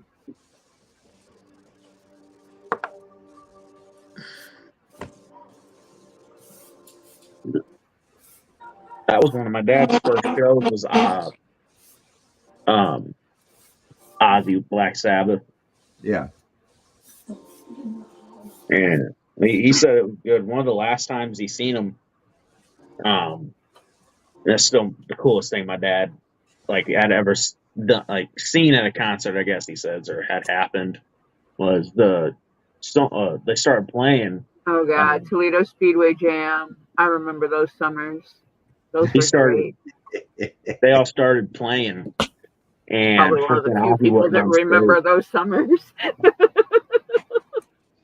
And Ozzy wasn't on stage, and everybody's looking around trying to find him, and he's walking through the crowd, freaking like shuffling, I guess, just clapping along to the freaking song. And the whole time while he's walking through the crowd, everybody's handed him like joints and blunts. He's grabbed and it back, and it back, and it back, the whole way through the fucking crowd. Yeah, Ozzy is cool. He's just cool. Yeah, coolest one my mom said she ever I seen missed actually getting to see Randy Rhoads on stage with Ozzy the year that the accident happened. We were away on vacation. Yeah, they were coming to Detroit the next month when we came back, and Randy was killed just before that. I literally just missed it by days. Yeah, I wouldn't have been old enough to go to an Ozzy concert before the accident. Dad was the same way. In fact, when I saw Ozzy, it was Ozfest '98, and I went to all the festivals. Yeah, I went to the Raleigh Durham Ozfest of '98 with a couple of buddies of mine. We went down, got a motel room the night before, went to the show the next day, stayed in motel room that night, and then came home. But there were so many amazing bands on main stage as well as second stage all day long. And then at the end of the night, Ozzy comes on and plays all his shit. And then after his set, he calls out Tony Iommi, Geezer Butler, and Bill Ward. And then they play a pure Sabbath set. And it was just... Yeah, they did that here a couple times. Yeah, coolest one my mom says she ever went to was she went and seen Ted Nugent in 2001, right after 9/11. Oh, wow. And freaking the show started out, and he was on top of the freaking stage, like way up top in the He's rafters. always up in the riser, yeah. Yeah, and he come down on a freaking zip line or whatever it was, dropped from the stage, and while they're playing, what come to it lowered down with them was like this big dummy that was hanging from a noose that was dressed like Bin Laden, and he pulled out his crossbow or his big old bow lit the arrow on fire, And shot an pulled it arrow back, into it. Yeah. shot it, and it freaking boom. Yeah. Fucking right after The first time I saw the nude, she came down out of the rafters in a loincloth, and there wasn't nothing underneath it. Ted We Nugent's just happened to another be one I on the got to see. we were on the second level of the riser he came down off of, and we had a bird's eye view. Yeah, that would have been a little bit more than I'd wanted to see personally. Yeah, it was a little more than I wanted to see, and let's just say I was disappointed and leave it at that. Damn. My dad, he's been to see Ted Nugent too, and when my dad went, he didn't lower down from the rafter or anything, but they all started playing, and he drove the Bronco he has. Everybody knows the freaking camo Ford Bronco with the freaking sheriff star on the door. He drove that fucker into the arena, through the crowd, and parked it up on the stage. I don't know if he still got that truck. He's been through quite a few trucks. He was on a car show not too long ago. He had a Bronco build. It was like a 60s body, and he had it newly done. Coyote, big old lift. Left and right, so he probably doesn't have the original one anymore. He just keeps recreating it. Or finding something different entirely to have. Yeah, he used to be here in Detroit every year for New Year's, the same way Alice Cooper was here every year for Devil's Night and Halloween. And I would go back to back to both concerts. They'd have, 2 nights. That's another one. That's another one that's going to be here, but it won't be this year. It's not until next end of July, beginning of February, and I don't wait that long. It's freaking Rob Zombie and Alice Cooper. Yeah. The reason that the Cooper that one I summer go tour see. The reason that the Cooper summer tour is delayed is because his drummer and his guitarist just got married last week. They're on their honeymoon. Nita and Zach and what the fuck's his name? I can never remember his name. But Nita Strauss is now a married lady. Right. That one I'm going to either way, but I'll buy the tickets for that one, and my mom said she'll buy them. Yeah, the old geezer can still put on a good show. Right? The old geezer still got it. I want to go see Rob Zombie. Again, the old geezer still got it. I've seen Rob Zombie, but it was before he went solo when he was still with the band White Zombie. Yeah.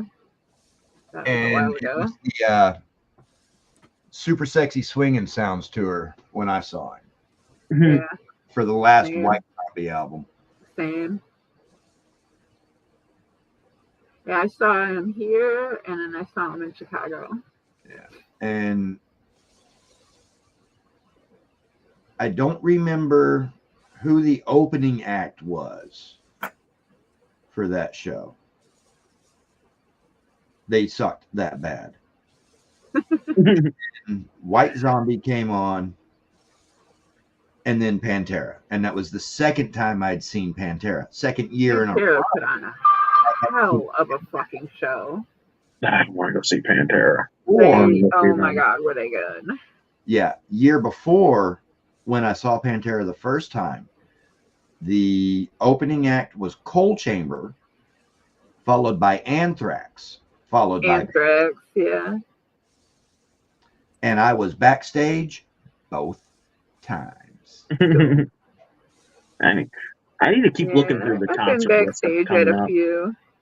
St. Louis, the amphitheater, the Hollywood Casino Amphitheater up here is usually always on a lot of these bigger tours that stop. Mm-hmm. Except for Guns N' Roses. Fuck them. Yeah, they were good back in the day, but they've long lost their They're not flavor. around back in St. Louis. My mom and dad don't like them because of the Riverport riot, and freaking me and my buddies don't like them because we had planned on buying tickets and going and seeing them, but they canceled the show because they didn't sell enough tickets. Yeah. So that's why a lot of our rock stations, they no longer play Guns N' Roses anymore around here. Yeah. They don't get a lot of airplay anymore anywhere. And again, they're And not the act they used to be years ago, so they Yeah. don't really deserve to get what they get paid anymore, honestly. Well, the original Riverport riot, Bob probably knows what I'm talking about, but it's because this girl took a photo of Axl Rose and he jumped off stage and smacked the shit out of the fucking girl because she took a photo of him. Oh wow. And this He was got not arrested, this he was a was younger charged. girl that he did that to. So He got when arrested. I mean it and was he a riot, it charged. was a Riverport riot Mm. that night. All right, Joe. You have a good night, brother. There was a riot because he got pissed off and left the stage. That's why there was a riot. Yeah, that's if Yeah. he would have just finished the show, it wouldn't have happened. Yeah. But he walked off the stage, and he finished got the all up in show. his feelings, and he walked off. Well, I've listened to several interviews with practically every member of the band, and they have all agreed that Axl Rose is a dickhead cockwad asshole. Yep. Yeah. They all agreed No, that they're all years still together before because any they of that shit. because how much He's they're an getting paid arrogant to little play. prick.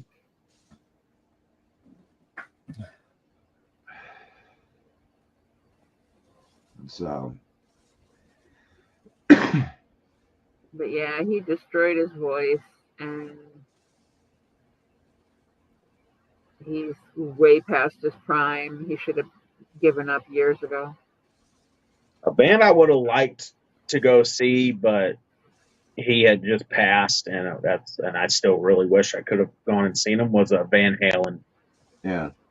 They were great. Now, I'm not talking about Van I saw Hagar. them. Van Halen. I saw them in 1984, and I developed a whole new opinion of David Lee Roth at the time.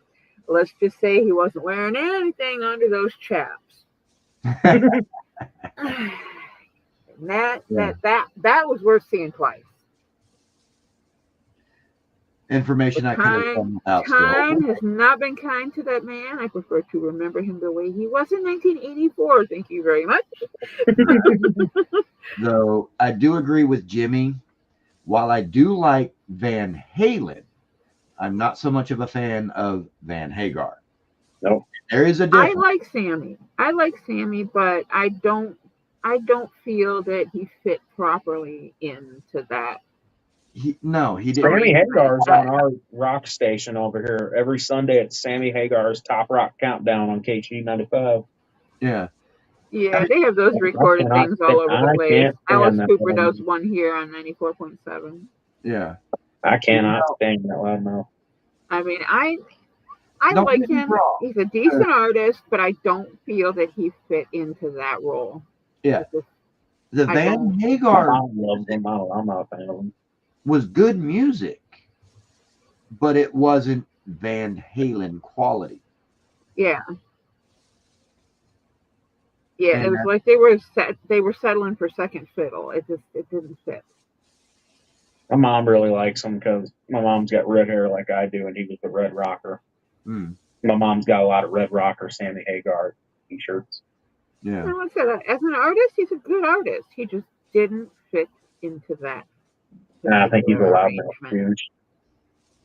Yeah. Where's Hearing him every Sunday on our radio station. Yeah, but he's a loudmouth douche that's laughing all the way to the bank. yeah. Fuck him. And still performing at his age at big venues for top dollar. So, But if I were going to name an artist that I would have loved to have been able to see, Okay, hold on, Butch. Don't you compare Carrie Underwood to that motherfucker.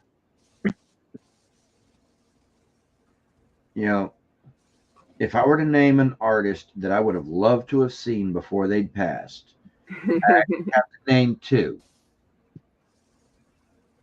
Randy Rhoads, the greatest guitar player ever. That man was so insanely talented and gifted. yeah, he was Juilliard trained and also taught guitar and piano at Juilliard. Yes. He's a very, very, very well educated man. Yes. And I've never heard anybody And you won't. that was Randy's equal on the 6th string. Just not going to happen. My second artist that I would name would be Ronnie James Dio. Yeah, I unfortunately missed the opportunity to see him as well. That would definitely be on my want list. If I could voodoo a few people back into existence, he would be one of them. Yes. Mine, and it's still, I've always loved these guys, and I wish I would have seen him before he died. Motorhead. Oh, Motorhead was great. I really wish I would fuck. have been able to go see him live. Lemmy was funny as fuck. And I think I'm going to have to add a third into that list. Like I said, if I could voodoo a small list of people alive. Mr. Bennington, Linkin Park. Yeah. Oh, Linkin Park's on my list too. Definitely Linkin Park. Oh yeah, Montrose. Hell yeah. I still remember where I was Montrose the day. was great. Me and a couple of my friends all really. I wasn't old enough grade. For that though. I was in 5th grade, and I had to stay behind in class because I had gotten in trouble. And all my other friends heard about it while they were at Six Flags. Ooh. I was in the class because I got in trouble and couldn't go to the Six Flags trip. Ouch. Well, I don't know, I beat this kid's ass, but it was worth it. Yeah. As long as it was worth it and he genuinely deserved it, then hey. It was worth it. Well, right? At the time, it was worth it until I was sitting in class and I got a text message from my buddy, Chester died. And not getting to enjoy Six Flags up until that point to begin with anyway. Oh, yeah, my buddies that were at Six Flags when they got that news have never been back to Six Flags since. They can't go. That would be a tough thing for me to do as well, you know. I always thought it was funny because we were the kind of weird kids. We freaking jeans, boots, basically still how we are now, and we freaking loved the hell out of emo ass Linkin Park. Yeah. Everybody called it emo at the time. I don't know, to us it was just good music. Yeah. I mean, it's like me. I mean, I'll wear my Ropers and my bootcut Wranglers. And granted, I'll wear just a plain old t-shirt when I'm dressed like that. But I got that to go with it. But I don't listen to country western music.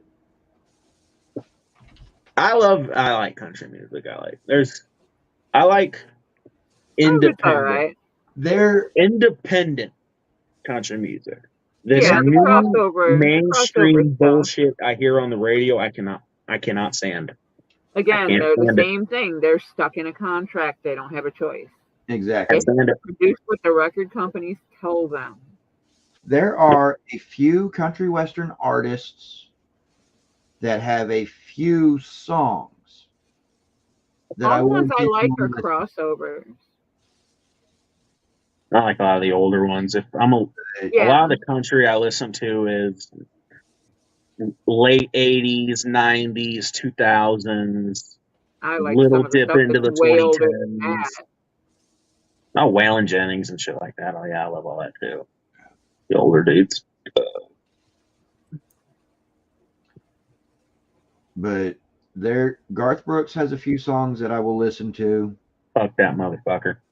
George Strait has a few songs I'll listen to. There you go. Travis. Conway Twitty, Waylon Jennings, George Jones, Hank Williams Sr., not Jr. Yeah. Senior's a little too old for me. Hank Jr. though. Willie Nelson. Yes, buds. I will intentionally listen to a couple of Willie songs. Willie is Willie Nelson. I saw him here at the state fair. David Allen Shout out Coe to has the a few state fair. songs that I like.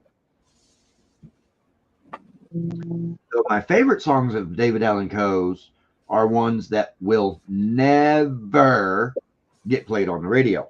Yep. Because you have to go to the concert to be able to buy the CD in the first place, because they won't even sell it at a record store. Mm-hmm. What used to be record stores. Titties and beer. Titties and beer. Mm-hmm. Oh, I love my titties and beer. I'm about to say, I think I know a few songs you're talking about.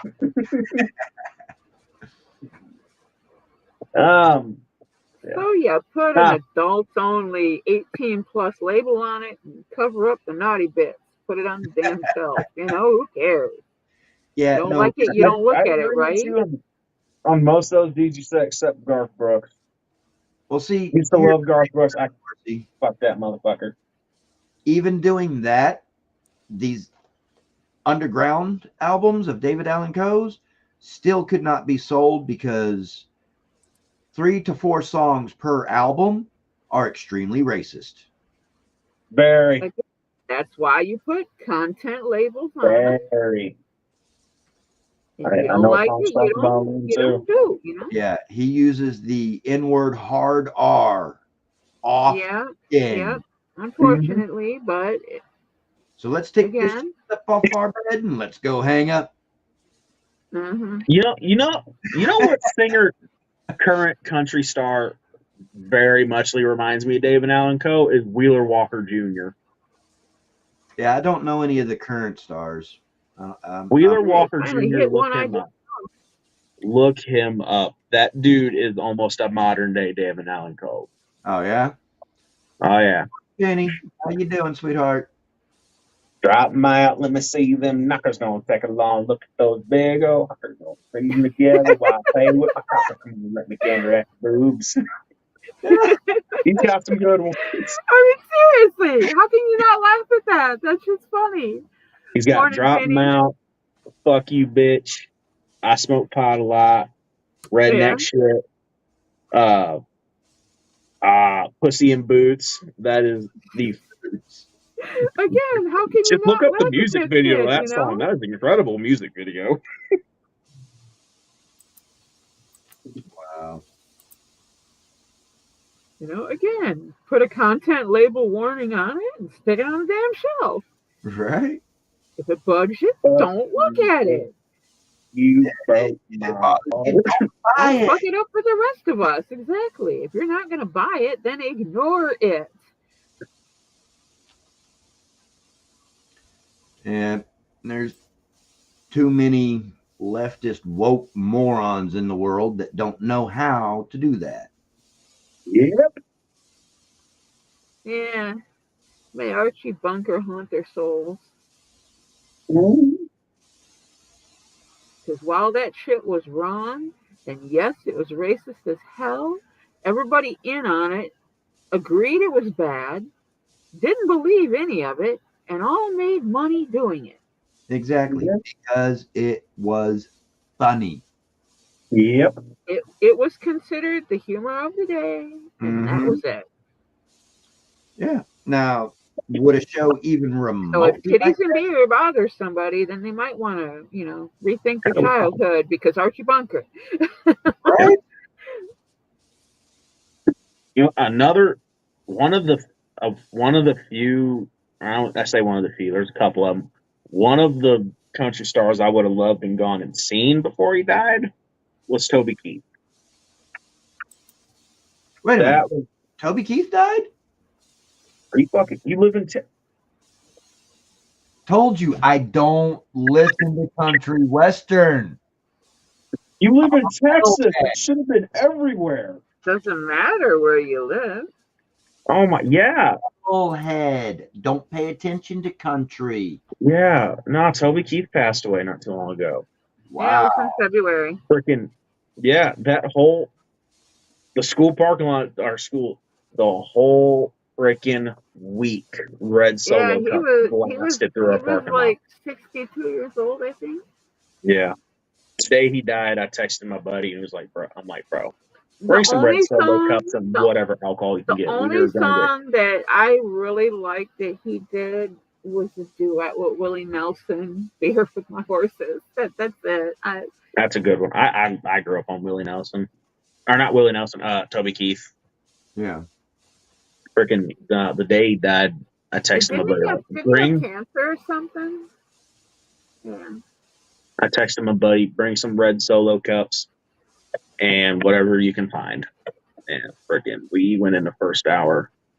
We all had the same first hour and the same first hour teacher. And we walk in there and we're stumbling a little bit, and she can tell something's up. And she looked at us. "I know Toby Keith died. Just go sit in the corner." Freaking, we loved our first hour teacher this Right? year. Yeah, you don't get We were too seniors. many She knew what teachers was like up. that anymore. Yeah. I had That's the two of kind of them. teachers we had. You don't get that many of them anymore. Morning, I had Penny. two of them. The second one, she was cool. We would My but what kids, during my boys class. had an art teacher that was pretty with it. Yeah, my freaking what was it? It was what was the class where I left early? Fuck, what was it called? I've been out of school for a week and a half and I already forget what the fuck it was called. Yeah, because it doesn't matter anymore. Yeah, literally. Co-op. Yeah, my co-op teacher. I had a class with her, and freaking, actually, it wasn't even the class. During it was 4th and 5th hour, they'd have me run passes at school, and I never felt like doing that, so I'd just go hang out with her and a bunch of my buddies in her class.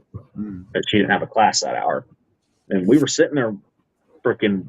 One day, and she didn't really care what we did. We'd all have our babes down, hitting them in our fucking class. She's like, somebody walks in the room, stuff them, hide them. I didn't know what you guys were doing, though. Someone Nobody walks in. sees anything. Yeah. And I thought it was funny as shit one day. One of my buddies had his cart with him, and friggin', he walked up to her and was like, here, take this, hit it. And she takes it. What is this? And my buddy's like, strawberry. It was like some flavored card or whatever. She starts sniffing it. It smelled bad. Not bad. Blinkers it. She blinkered. I'm sitting there with my jaw wide open. I couldn't believe she fucking did that. Wow.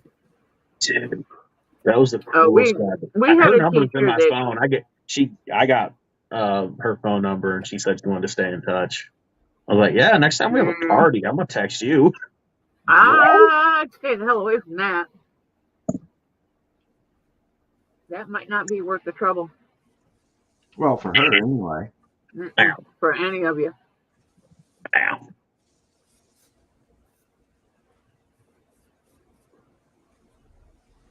Well, it is almost 10:30. I gotta get my ass moving, get dressed for work. All right, Since I Miss. gotta be there in 30 minutes. Have a Guess good I'll night. see y'all later. All right. See you, Marcy.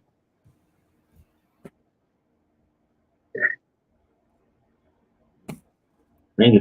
Take this up. Never smoke weed with Willie anymore. Yep.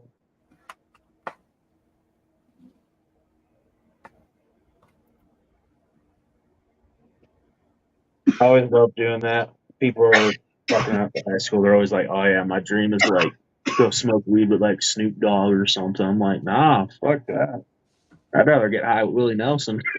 Right? Yeah. Yes. As much of a pothead as Snoop Dogg is, he's a lightweight when compared to Willie Nelson. Oh yeah. But And I'm 8 months clean, haven't done it in 8 months, and I don't care. Willie Nelson walks up to me with something. I'm like, all right, hell yeah, brother. all right. It's like a dream. And the only reason I would turn it down is because I'm allergic. Really? Really. I've tried it 3 times in my life. Pipe, joint, bong, in that order. puff, puff, pass. My 2 hits combined were maybe one of everybody else's hits. 15, 20 minutes later, I start feeling pretty good. Feel that way for about 30, 45 minutes. And then I started puking. The third time I timed it. 5.5 hours. Oh my God. Yeah. As much as I like the way it feels prior to the puking, 5.5 hours worth of puking ain't worth it. No. I got you. I got you. So, and the thing on that, even though I'm allergic and therefore cannot / will not partake, for those who are not allergic, it should be legal. Yeah. Shit. Fucking New York's handing out needles. Yeah. Methods. All right, Sarge. You have a good night, sir. See you later. Kiss my ass. Thanks, Sarge. See you, brother. I'll stop in when I get home tomorrow night. You're still on. Yeah. Yeah. Oh. God, it's not gonna be.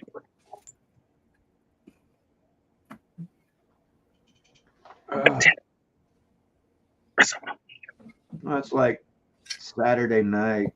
I was doing a private catering.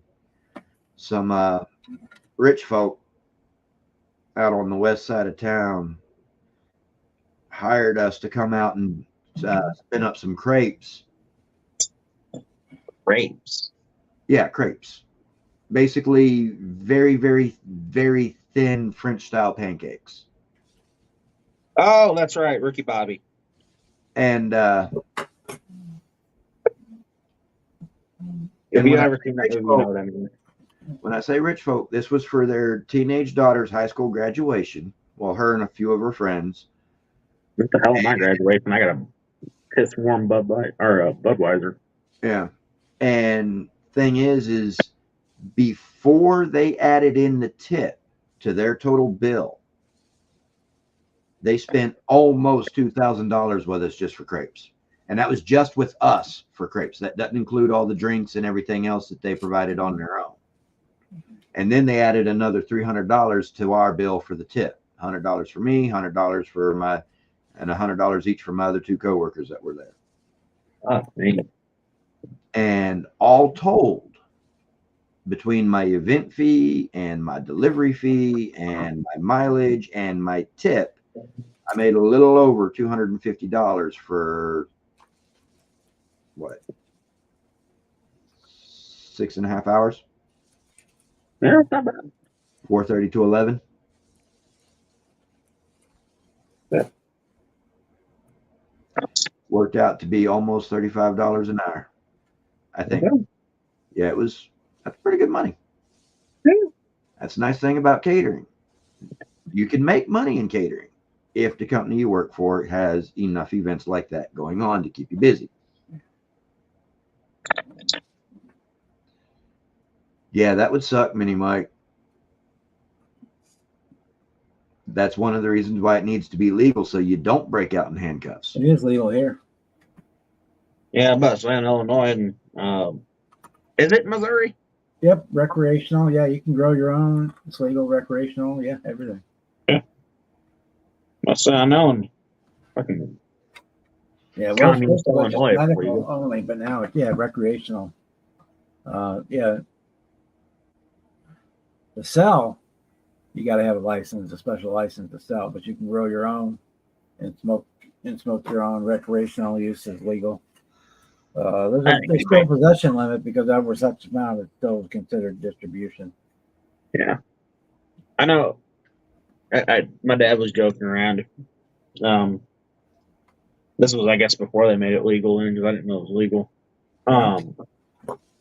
Freaking, even if they make it legal in Missouri, it's not going to make too much difference. He knows where there's a field of the shit in middle and butt Missouri.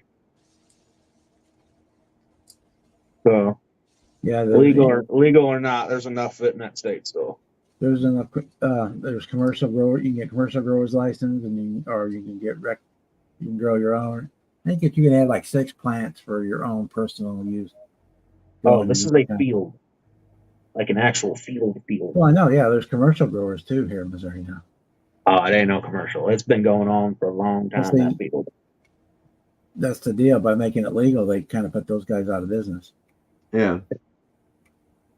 No, this field is a lot better than any legal shit you'll get. Because the legal stuff is better. And What is there? That's This unusual. shit around here And less sucks. expensive. The legal around here sucks.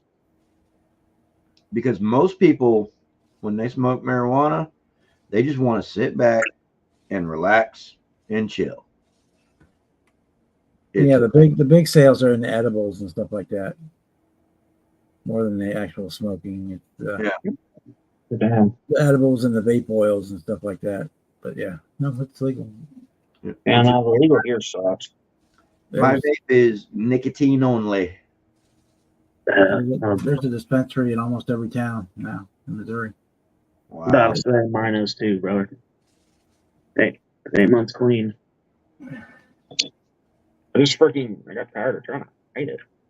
That'd be a pain Like in the ass. anyone over 21 can walk in the door and show your driver's license and Yeah, they don't check too many Right, IDs right. around here. oh, they do there. They get scanned in before you can buy anything. Oh, they don't do that here.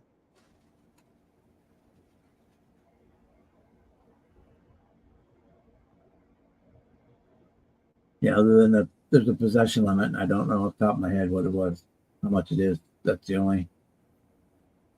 Got to be 21, and there's a limit to the amount you can have in your possession. That's the only Because otherwise it turns into distribution. Yeah. Here's my Sharpie. Let's put it another way. It is still illegal in Missouri, but they will not prosecute for it. It's not. or at least up to a certain amount they won't. Right. Because the cop pulls you over and you got weed or whatever, as long as you're not impaired, they get you with impaired driving, but no, they won't. Even if they were to write you a ticket for it, the ticket would get thrown out. Yeah. It was a big deal. They're having to go back and reassign a lot of the dogs because a lot of dogs in narcotics are trained to hit on weed. Yeah. And now if they hit on weed in your car and they search your car, that's illegal search.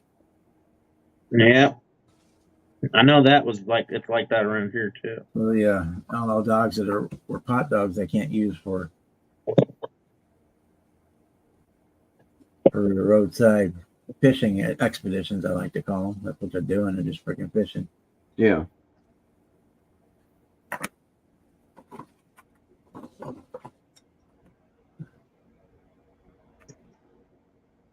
But yeah, it's all legal here, recreational, medical, the whole works.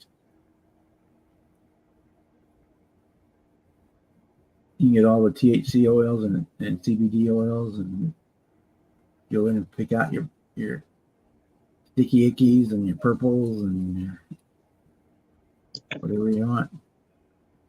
Yep.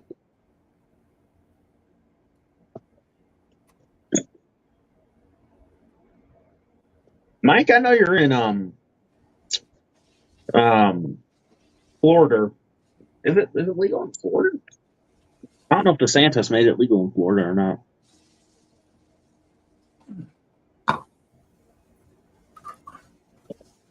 Shit. Well, it was by constitutional amendment here in Missouri. So the public got to vote on it and decide. Yeah. Thing is, though, is Uncle Fed needs to just go through and make it 50 state legal. Boom. Yeah. I know they were talking about a thing around here trying to get it. I don't think they've passed it yet, but they're talking about trying to get it. It is making the drinking age around here in Illinois 18. It used to They're be. coming on. It was 18 for a lot of years. When I was in college, it was 18, but you can only buy 3.2 beer. Like it's really sucked. Yeah. That's why it was drinking age was 18 because they only had 3.2 beer. Well, they got some other stuff to go along with it. Here, it'll be. They were open. With that though, that was the 3.2. Then they were allowed to have the bars open all night long too. They didn't have to shut down. Yeah. Yeah. When we were in college, we used to go across Cape Girardeau. We used to go across the bridge, and there was a huge bar, like the size of 4 or 5 football fields. And that's why it was there, was because they had, across the bridge from the major university. Yeah. They had drinking age of 18 next to one that had drinking age of 21.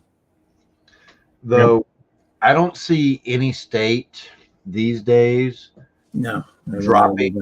dropping their state drinking age to 18 and older, because if they do, they'll lose federal funding for their interstate highways. Yeah, that's how they got it passed the first time. Yep, that's how Uncle Fed got it passed for 21 and up to begin with. They said, okay, you want to continue receiving federal funding for your interstate highways to be able to raise your drinking age. Because the federal can't mandate a legal drinking age. Yeah, so they push it on the states. Yep, and that's I know it went as far as it's. That's also how they got the cigarette age up to 21 as well. Yep. Yeah, they changed that just not too long ago. Just like with alcohol, Uncle Fed can't directly mandate a minimum age for that, but they can strong arm the states, say, okay, you want us to continue giving you federal funding for XYZ, raise your age for cigarettes. That's how they got the 55 mile an hour speed limit passed in raise your age for that. Yeah, it wasn't even really the cigarettes here; it was more the vapes. The vapes. If they lowered the speed limit to 55, then they cut them off from all federal highway money for the states. And as soon as that expired, then all the states jacked their speeds back up to 70. Yep. Except for like Pennsylvania. I think Pennsylvania is the only one that didn't do it.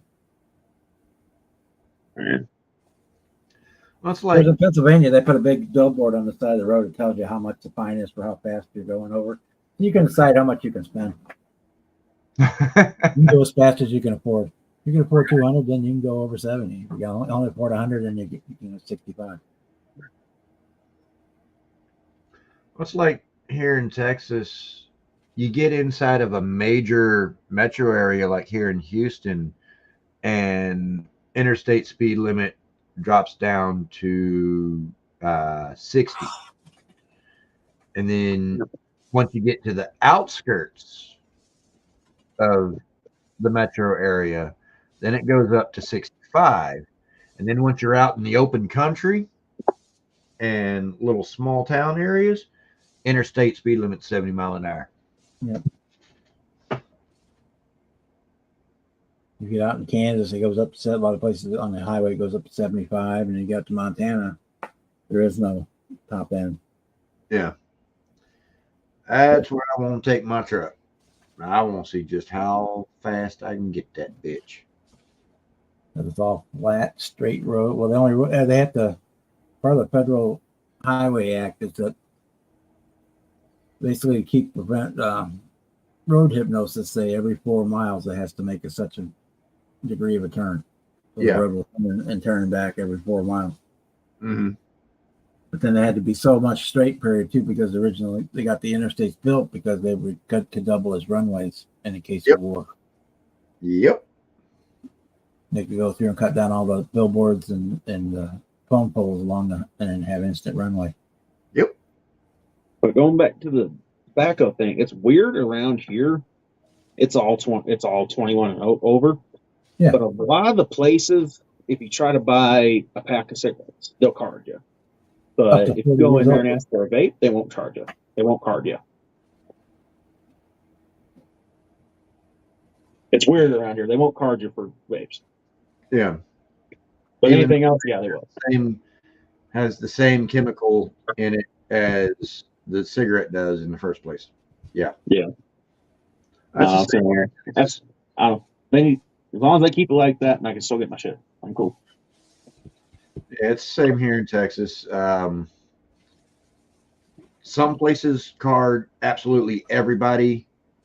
Other places will card if you look to be like 40-ish or younger. And some places just don't card. Yeah.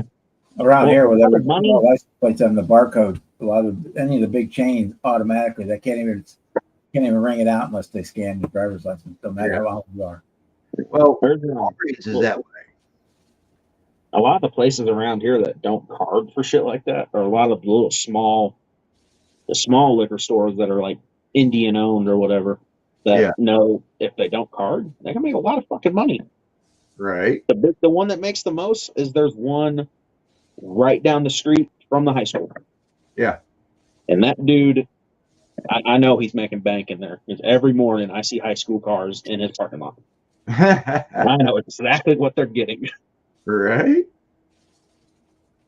That's like, I mean, with Walgreens, as soon as the cashier scans the barcode on an age-restricted product, tobacco, alcohol, etc., their register effectively locks up until they swipe your ID.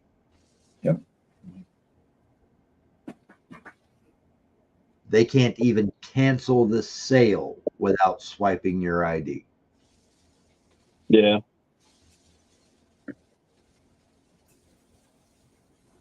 So I think there's a place, it's kind of more down towards southern Illinois, but I got a buddy that he goes down there a lot, and one of the place he always goes to get his stuff when he's down there does that same thing. You have to scan your ID before you get anything. Yeah. And the dude behind the counter, if you're obviously not 21, you're buying. Now he has his limits on what you can buy for when he does this. If you're just getting like a freaking vape, he'll pull his own ID out and scan it. Yeah. He'll scan his own. Now there's a big limit on what you're buying that he'll do that, but if it's just like a little thing like that, he don't give a fuck. Now, if you're in there trying to buy beer, then yeah, he's gonna make you. Yeah. Yeah. Yeah, he'll do that till the liquor inspector sends somebody in there and get busted and shut down. Yep. Yeah. They will shut you down right now. But, you know, I mean, it's like back when I was in my late 20s, maybe even up to my early 30s, and I would go in somewhere to get some beer or cigarettes or whatever. If I got carded then, I got a little upset about it. Now that I'm 47 years old and I got more than enough chrome in my beard to prove it, and I go to buy a pack of cigarettes or a 6-pack of beer or whatever, and the cashier asks to see my ID, my immediate response, thank you for the compliment. My dad uses that too. My dad's 50. He'll be 55 this year. Jesus. I mean, I'm 47, and you know, I got more than enough chrome in my beard to prove it. So, you know, somebody asks to see my ID to buy a pack of cigarettes or a 6-pack of beer. Thank you for the compliment. I'll be right back. We'll be left front. Hope you'd say it. We're gonna go about 15 more minutes, then I'm gonna shut her down. All right. Unless it gets real active again. 'Cause I'm kind of at a stopping point, so yeah, I can't do nothing else tonight. Everything's wet paint. I'm needing paint that I don't have. That I'm gonna get tomorrow when I go to the hot job. And I'm just about ready to record another update for my tribute build, because I got my detail painting done on the chassis. I got the wheels glued on.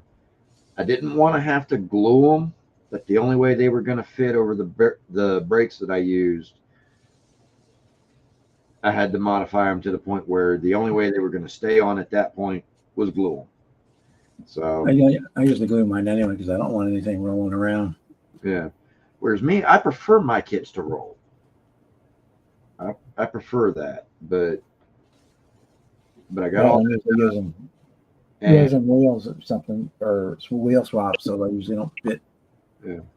Fit to the kit body parts anyway. So. Yeah. And I've got the trans pan, the oil pan, cylinder heads, valve covers, and 2 halves of the intake glued up onto the engine. I've still got to do the rubber black on the belts. I've got the pulleys painted, but I need to paint the rubber black for the belts. Need to detail the molded in spark plug wires and valve cover mount coil packs. I need to glue on the starter.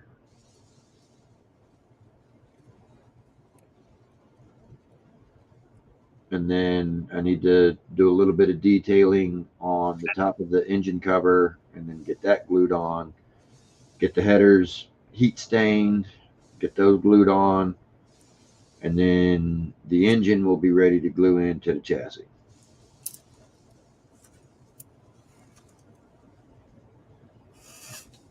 Oh, and I gotta do the little black bit on the end of the oil filter to make it a frame. It's already orange. I just need to paint the tip of it black.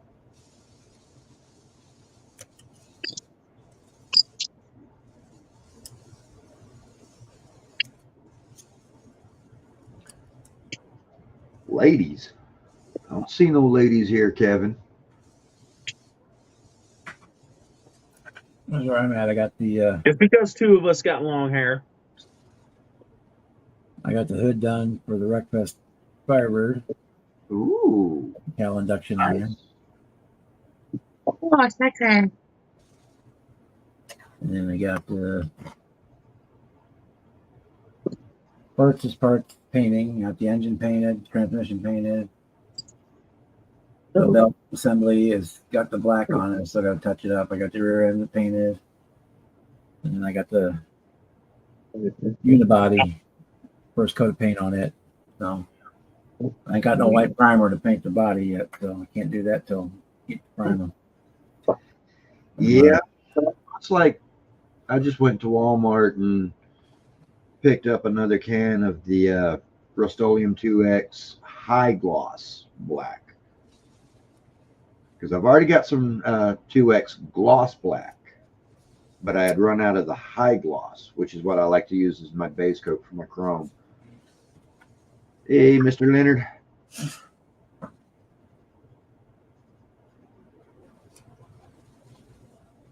I don't like this on this 70 Challenger. The dash is 2 pieces, the bottom and the top. Mm-hmm.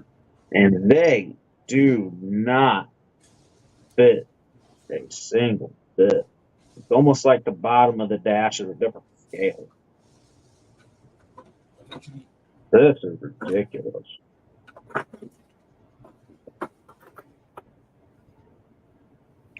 Trying to slice something off for people are working.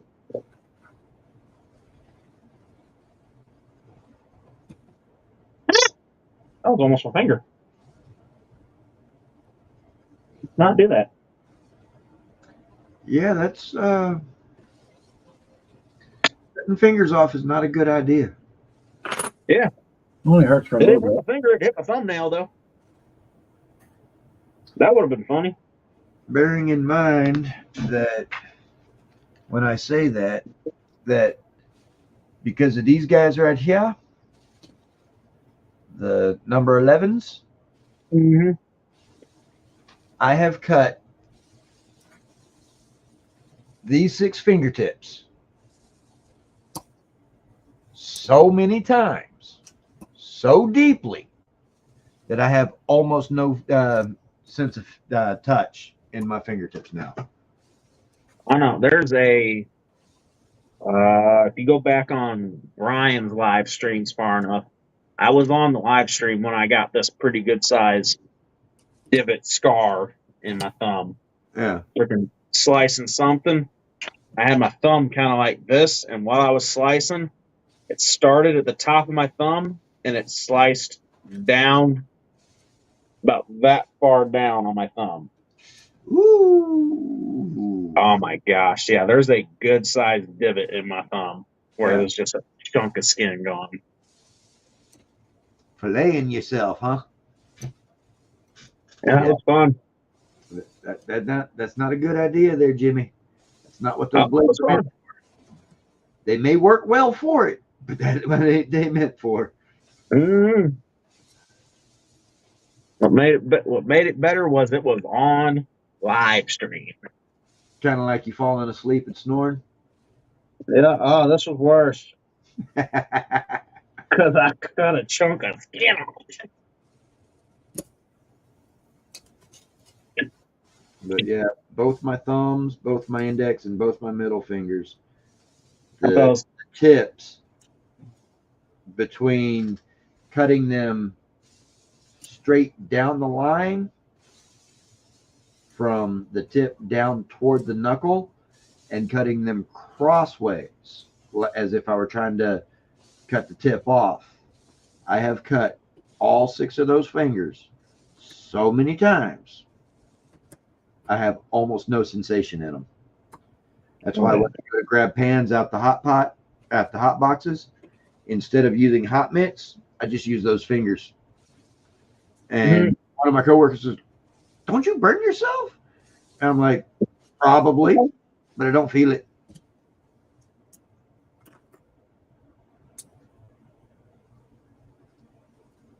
Yeah, read Mr. Leonard's last post.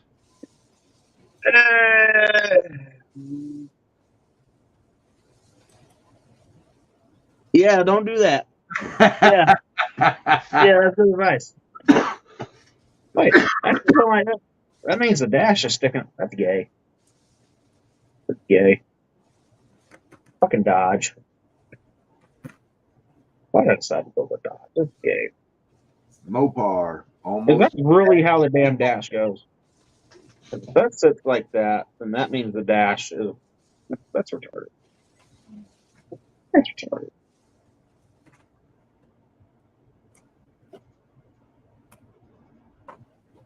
Oh my god.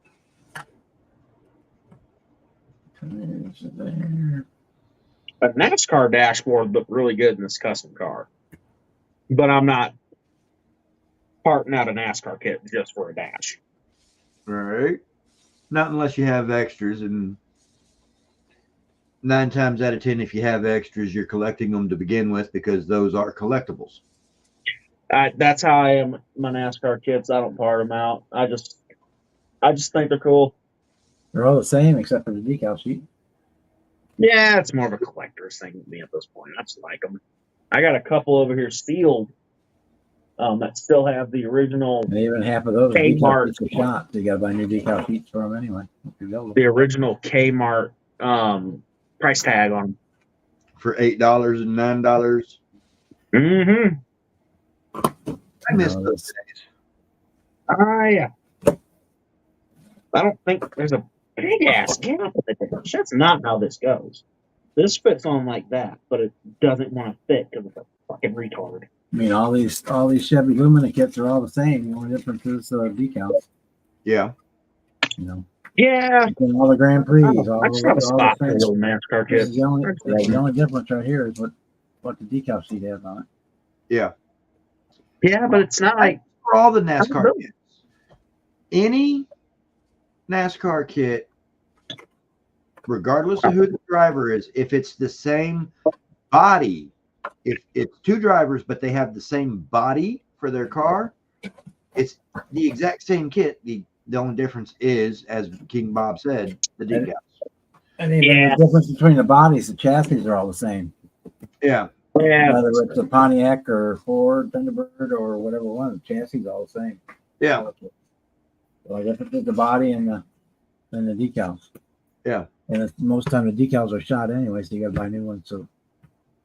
And for that, Still, it's almost like a collector's thing for me. You just take the original decals and frame them, and then you Even buy with the NASCAR new ones. diecast, I collect the fuck out of those too. I just like older NASCAR cars. you know, just like with the NHRA Pro Stock cars, those are, regardless of who the driver is, those kits are all exactly the same kit, just different decals. And that's Yep. in the 1-to-1s, they're all exactly the same car. Yep.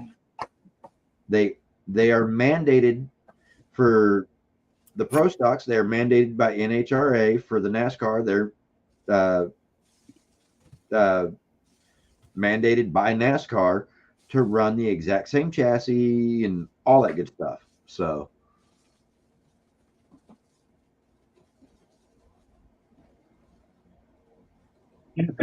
Yeah, so if I buy a NASCAR, I best buy the car if I want a Lumina or Grand Prix or Thunderbird. I just buy whatever that one is, and then I go pick out what car drivers decals I want to use on it.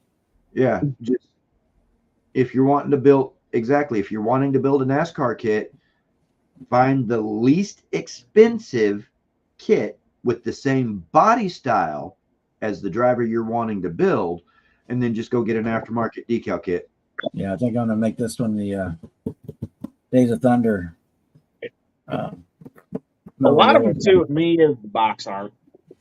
Like I said, this is almost a collecting. This is like a collector's thing with me. I just love these old kits. Yeah, I won't build them, but I love them. Like Kevin Harvick was my man. I got a Richard Petty, Jimmy Johnson was my guy too. Dale Jr. For you could actually probably save a lot of money and just get the boxes without getting the kits in them, because that's basically what you're collecting is the box art. Yep. Basically. Yeah, I throw my boxes away when I'm done with them. Kits done. Box, instructions, all of it. I save any spare parts or spare decals, and that's it. Yeah. I save my spare parts. I put my spare parts in things like this guy here. Totes similar to this with various size pull-out drawers. That's what I put my spare parts in. I've got a file folder that I put my spare decals in. I have a second folder that I'll go ahead and put the instruction manuals in. And then what I'll do is I'll cut the top off of the box so that I can set top box art, and then all the rest of it, sprue, everything goes straight to the trash. In fact, once I empty a sprue and I have no more parts on the sprue, that sprue immediately goes to the trash and quits taking up space in my stuff. Yeah. Certain sprue I will keep, like the really big fat, like some of the old AMT kits have really big fat sprue. Yeah. Yeah. Why do I need to keep sprue? No. Yeah. I like saving the sprue just 'cause I'm buying the kit anyway. So yeah, if I can use the sprue for like if it's really nice, just long straight pieces, or went Bob like this, I'll cut them and save them and cut them down and use them for like drive shafts or something. Yeah. If I'm buying the kit anyway, I'll just save the sprue instead of buying the evergreen. Yeah. Because the sprue and evergreen plastic, it's the same shit. Yeah, it is. I mean, it's all polystyrene, but I'm constantly buying things of polystyrene, whether it be rod, tube, strip, angle iron, H-beam, I-beam, C-channel, etc., as well as sheet styrene for all the various scratch building stuff that I do. So because of my scratch building, I'm already keeping a supply of the styrene on hand. Yeah. I don't bother keeping sprue. Yeah. Because I get it.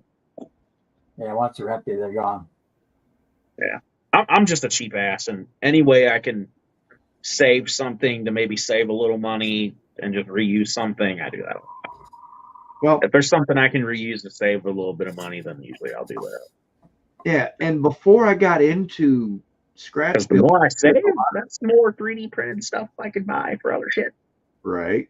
You know, before I got majorly into scratch building stuff, then like you, I would save sprue, because one of the tricks that I used to do for plug wires is I would light a candle like one of these,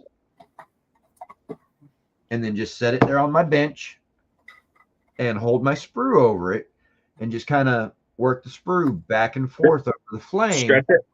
With a little bit of tension on it, and just stretch it out nice and thin. I've done that for CB antennas.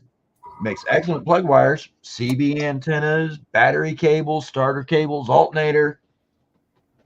I got a CB. I did that. Made a CB antenna for that 21 Dodge Charger they came out with. Yeah. Because I want to turn that kit into a General Lee replica. So Yeah. I got a CB antenna made for the back, and once I order up the decals, I'll start on that. And now for my plug wires and stuff, I'll generally use this 0.3 mil solder.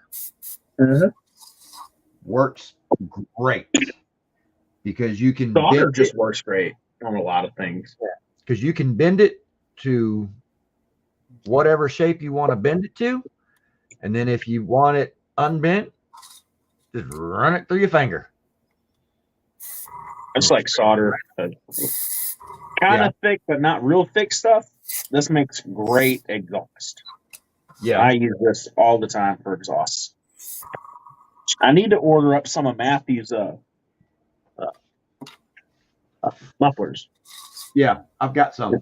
He's got some really nice looking mufflers. The mufflers I've been using are the ones that come in that Foose F100. Okay. Just because I buy that kit a lot for parts because it's got a nice motor, nice set of rims, and a good frame I can use. Much like I do with the 66 Nova Pro Street, 67 Nova or Chevelle Pro Street. Yep. I got a lot of Chevelle too. Yeah. I've actually never bought the Nova. Really? I've never bought that kit. I might end up buying it because that electronic lift I just bought, little 25th scale electric lift. I'm gonna do a garage scene with it, and I might buy one of the Novas just for that little engine stand. Yeah, it's got in. Let's see if I can find mine. I've got one. I think the only reason I haven't bought the Nova at my Hobby Lobby, the Chevelle is cheaper than the Nova. I don't have the engine plate in it, but that's the engine stand minus the engine plate from the Nova kit. Oh yeah. And it comes with. See if I can find one. I got a Chevelle sealed. What's the price on it? My Hobby Lobby, the Chevelle is $27.99 regular price. I buy them 40% off. Yeah. And I know the Nova is more than the Chevelle. That's the only reason I buy the Chevelle. Because if I'm using them for parts, I'll just buy the cheaper one. It's a little bit cheaper than the Chevelle. Yeah, the Chevelle and the Nova. The Nova is nicer if you need a shorter wheelbase. Yeah. And it's got the leaf spring instead of the 4-link in the back, so it's a little different, a little more old school design.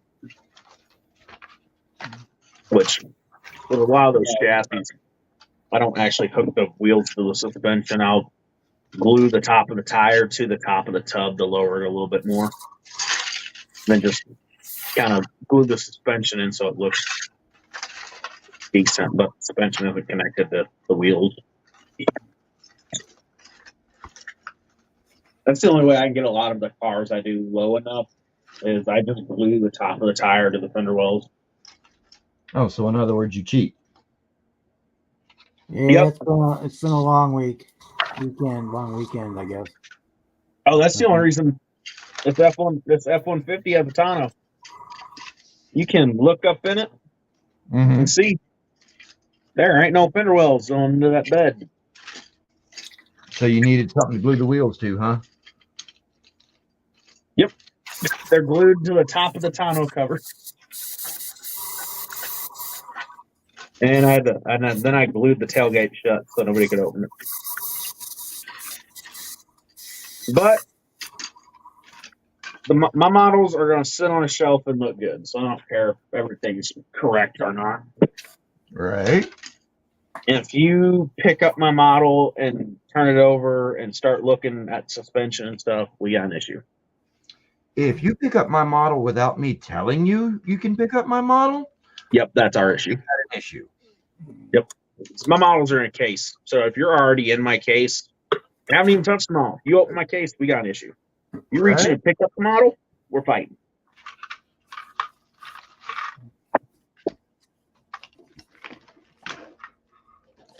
Yeah, we're too. I need to get my hair cut and trim my beard up too. It's getting kind of scraggly. Haircut, what's that? Oh, What's that? my spring shearing. Yeah, I get sheared 3 times a year. Yeah, that's the engine mount part for the that engine stand. Yeah. Oh yeah, the Nova engine kit, the motor mount. Yeah. Engine stand and motor. Yeah. Yeah, that's the motor, the mount head for the Nova kit for the Nova engine stand. Yeah, it's a decent looking little. Yeah, it really is, and it goes together super easy. Well, yeah, 4 parts, 5 parts. Yeah. 4 parts. I've already got a spot in my my big case that I'm just turn one square. My shelves, there's one that long big square and then one that long big square. Mm-hmm. I'm just gonna do one of the big squares like with the lift and a couple shop trucks and some hot rods. Yeah. Yeah, it's got the lifters and all that on it, and you turn it upside down. It's got the crank rod bearings in it. Mm-hmm. Oh, so it's pretty decently detailed motor. Yeah. Yeah. I mean, yeah, it's a bare block. Huh. Yeah, it's the block itself is 4 pieces. It's the upper half, lower half, the front and the back. And then you can put heads on it if you want. They do include heads, but you don't have to use them. Oh, damn. Because that is decent. It's got the lifters and the rods in it. So on the bottom, it's got the crankshaft bearings. They're all in there. Huh. There's no crankshaft, but if you look up from underneath, you can see the holes for the pistons. Yeah. And it's just a throwaway add-in on that Nova kit. Yeah. I've got the top half of the of that engine block in my hand if you want to put me on big screen real quick so we can see what the top half looks like. See, it's got the holes for the cylinders. It's got the valve valley pan, or the lifter valley pan rather. And then there's a bottom half that this will glue onto that has the crank bearings. And then it's got a front plate for where the timing chain would go and a rear plate where the flywheel would go. And the fancy little stand that it stands on.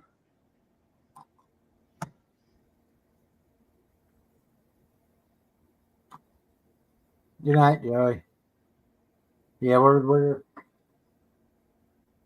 about 5 minutes behind you. Yeah. Oh. Well, for Bob, thank you for hosting. And then for Bob and Jimmy, y'all have a wonderful night. Everybody in chat, or at least everybody that's still here in chat. I don't know how many of y'all. I mean, I see 3 names. 16 out there. I see Chuck, I see Joey, and I see Mr. Leonard. I just saw Mr. Boston. Shows that we got 16 watching. So, oh man, I haven't looked at chat in a second. What's up, Joey? I didn't even know you were in here, brother. Hey, Michael. So Yeah, everybody, look, check a second. So next week we'll be back on Tuesday night because Sarge will be in tomorrow night. I have my spot tomorrow night. And if you're not subscribed to Sam's Model Mayhem, go over there and give him a subscribe. He's a new guy. He needs our love. yeah, I subscribed to him pretty much within a minute of you posting the link to his channel the other day. I went and subscribed to him. So I think we got him up to like 25 or 30 now. So we'd like to get him up to 100. yeah, Get him up to 100. I'll have to go through and click it. If I clicked on the link last week, it would have kicked me off, and I forgot what his channel name was. Sam's So Model I have to go Mayhem. through the chat and do it. So Oh yeah, we got him up to 40. He's up to 48. so anyway, for all 49 in a second, brother. y'all have a great night, sleep well, and kiss my ass. All right, bro. See y'all.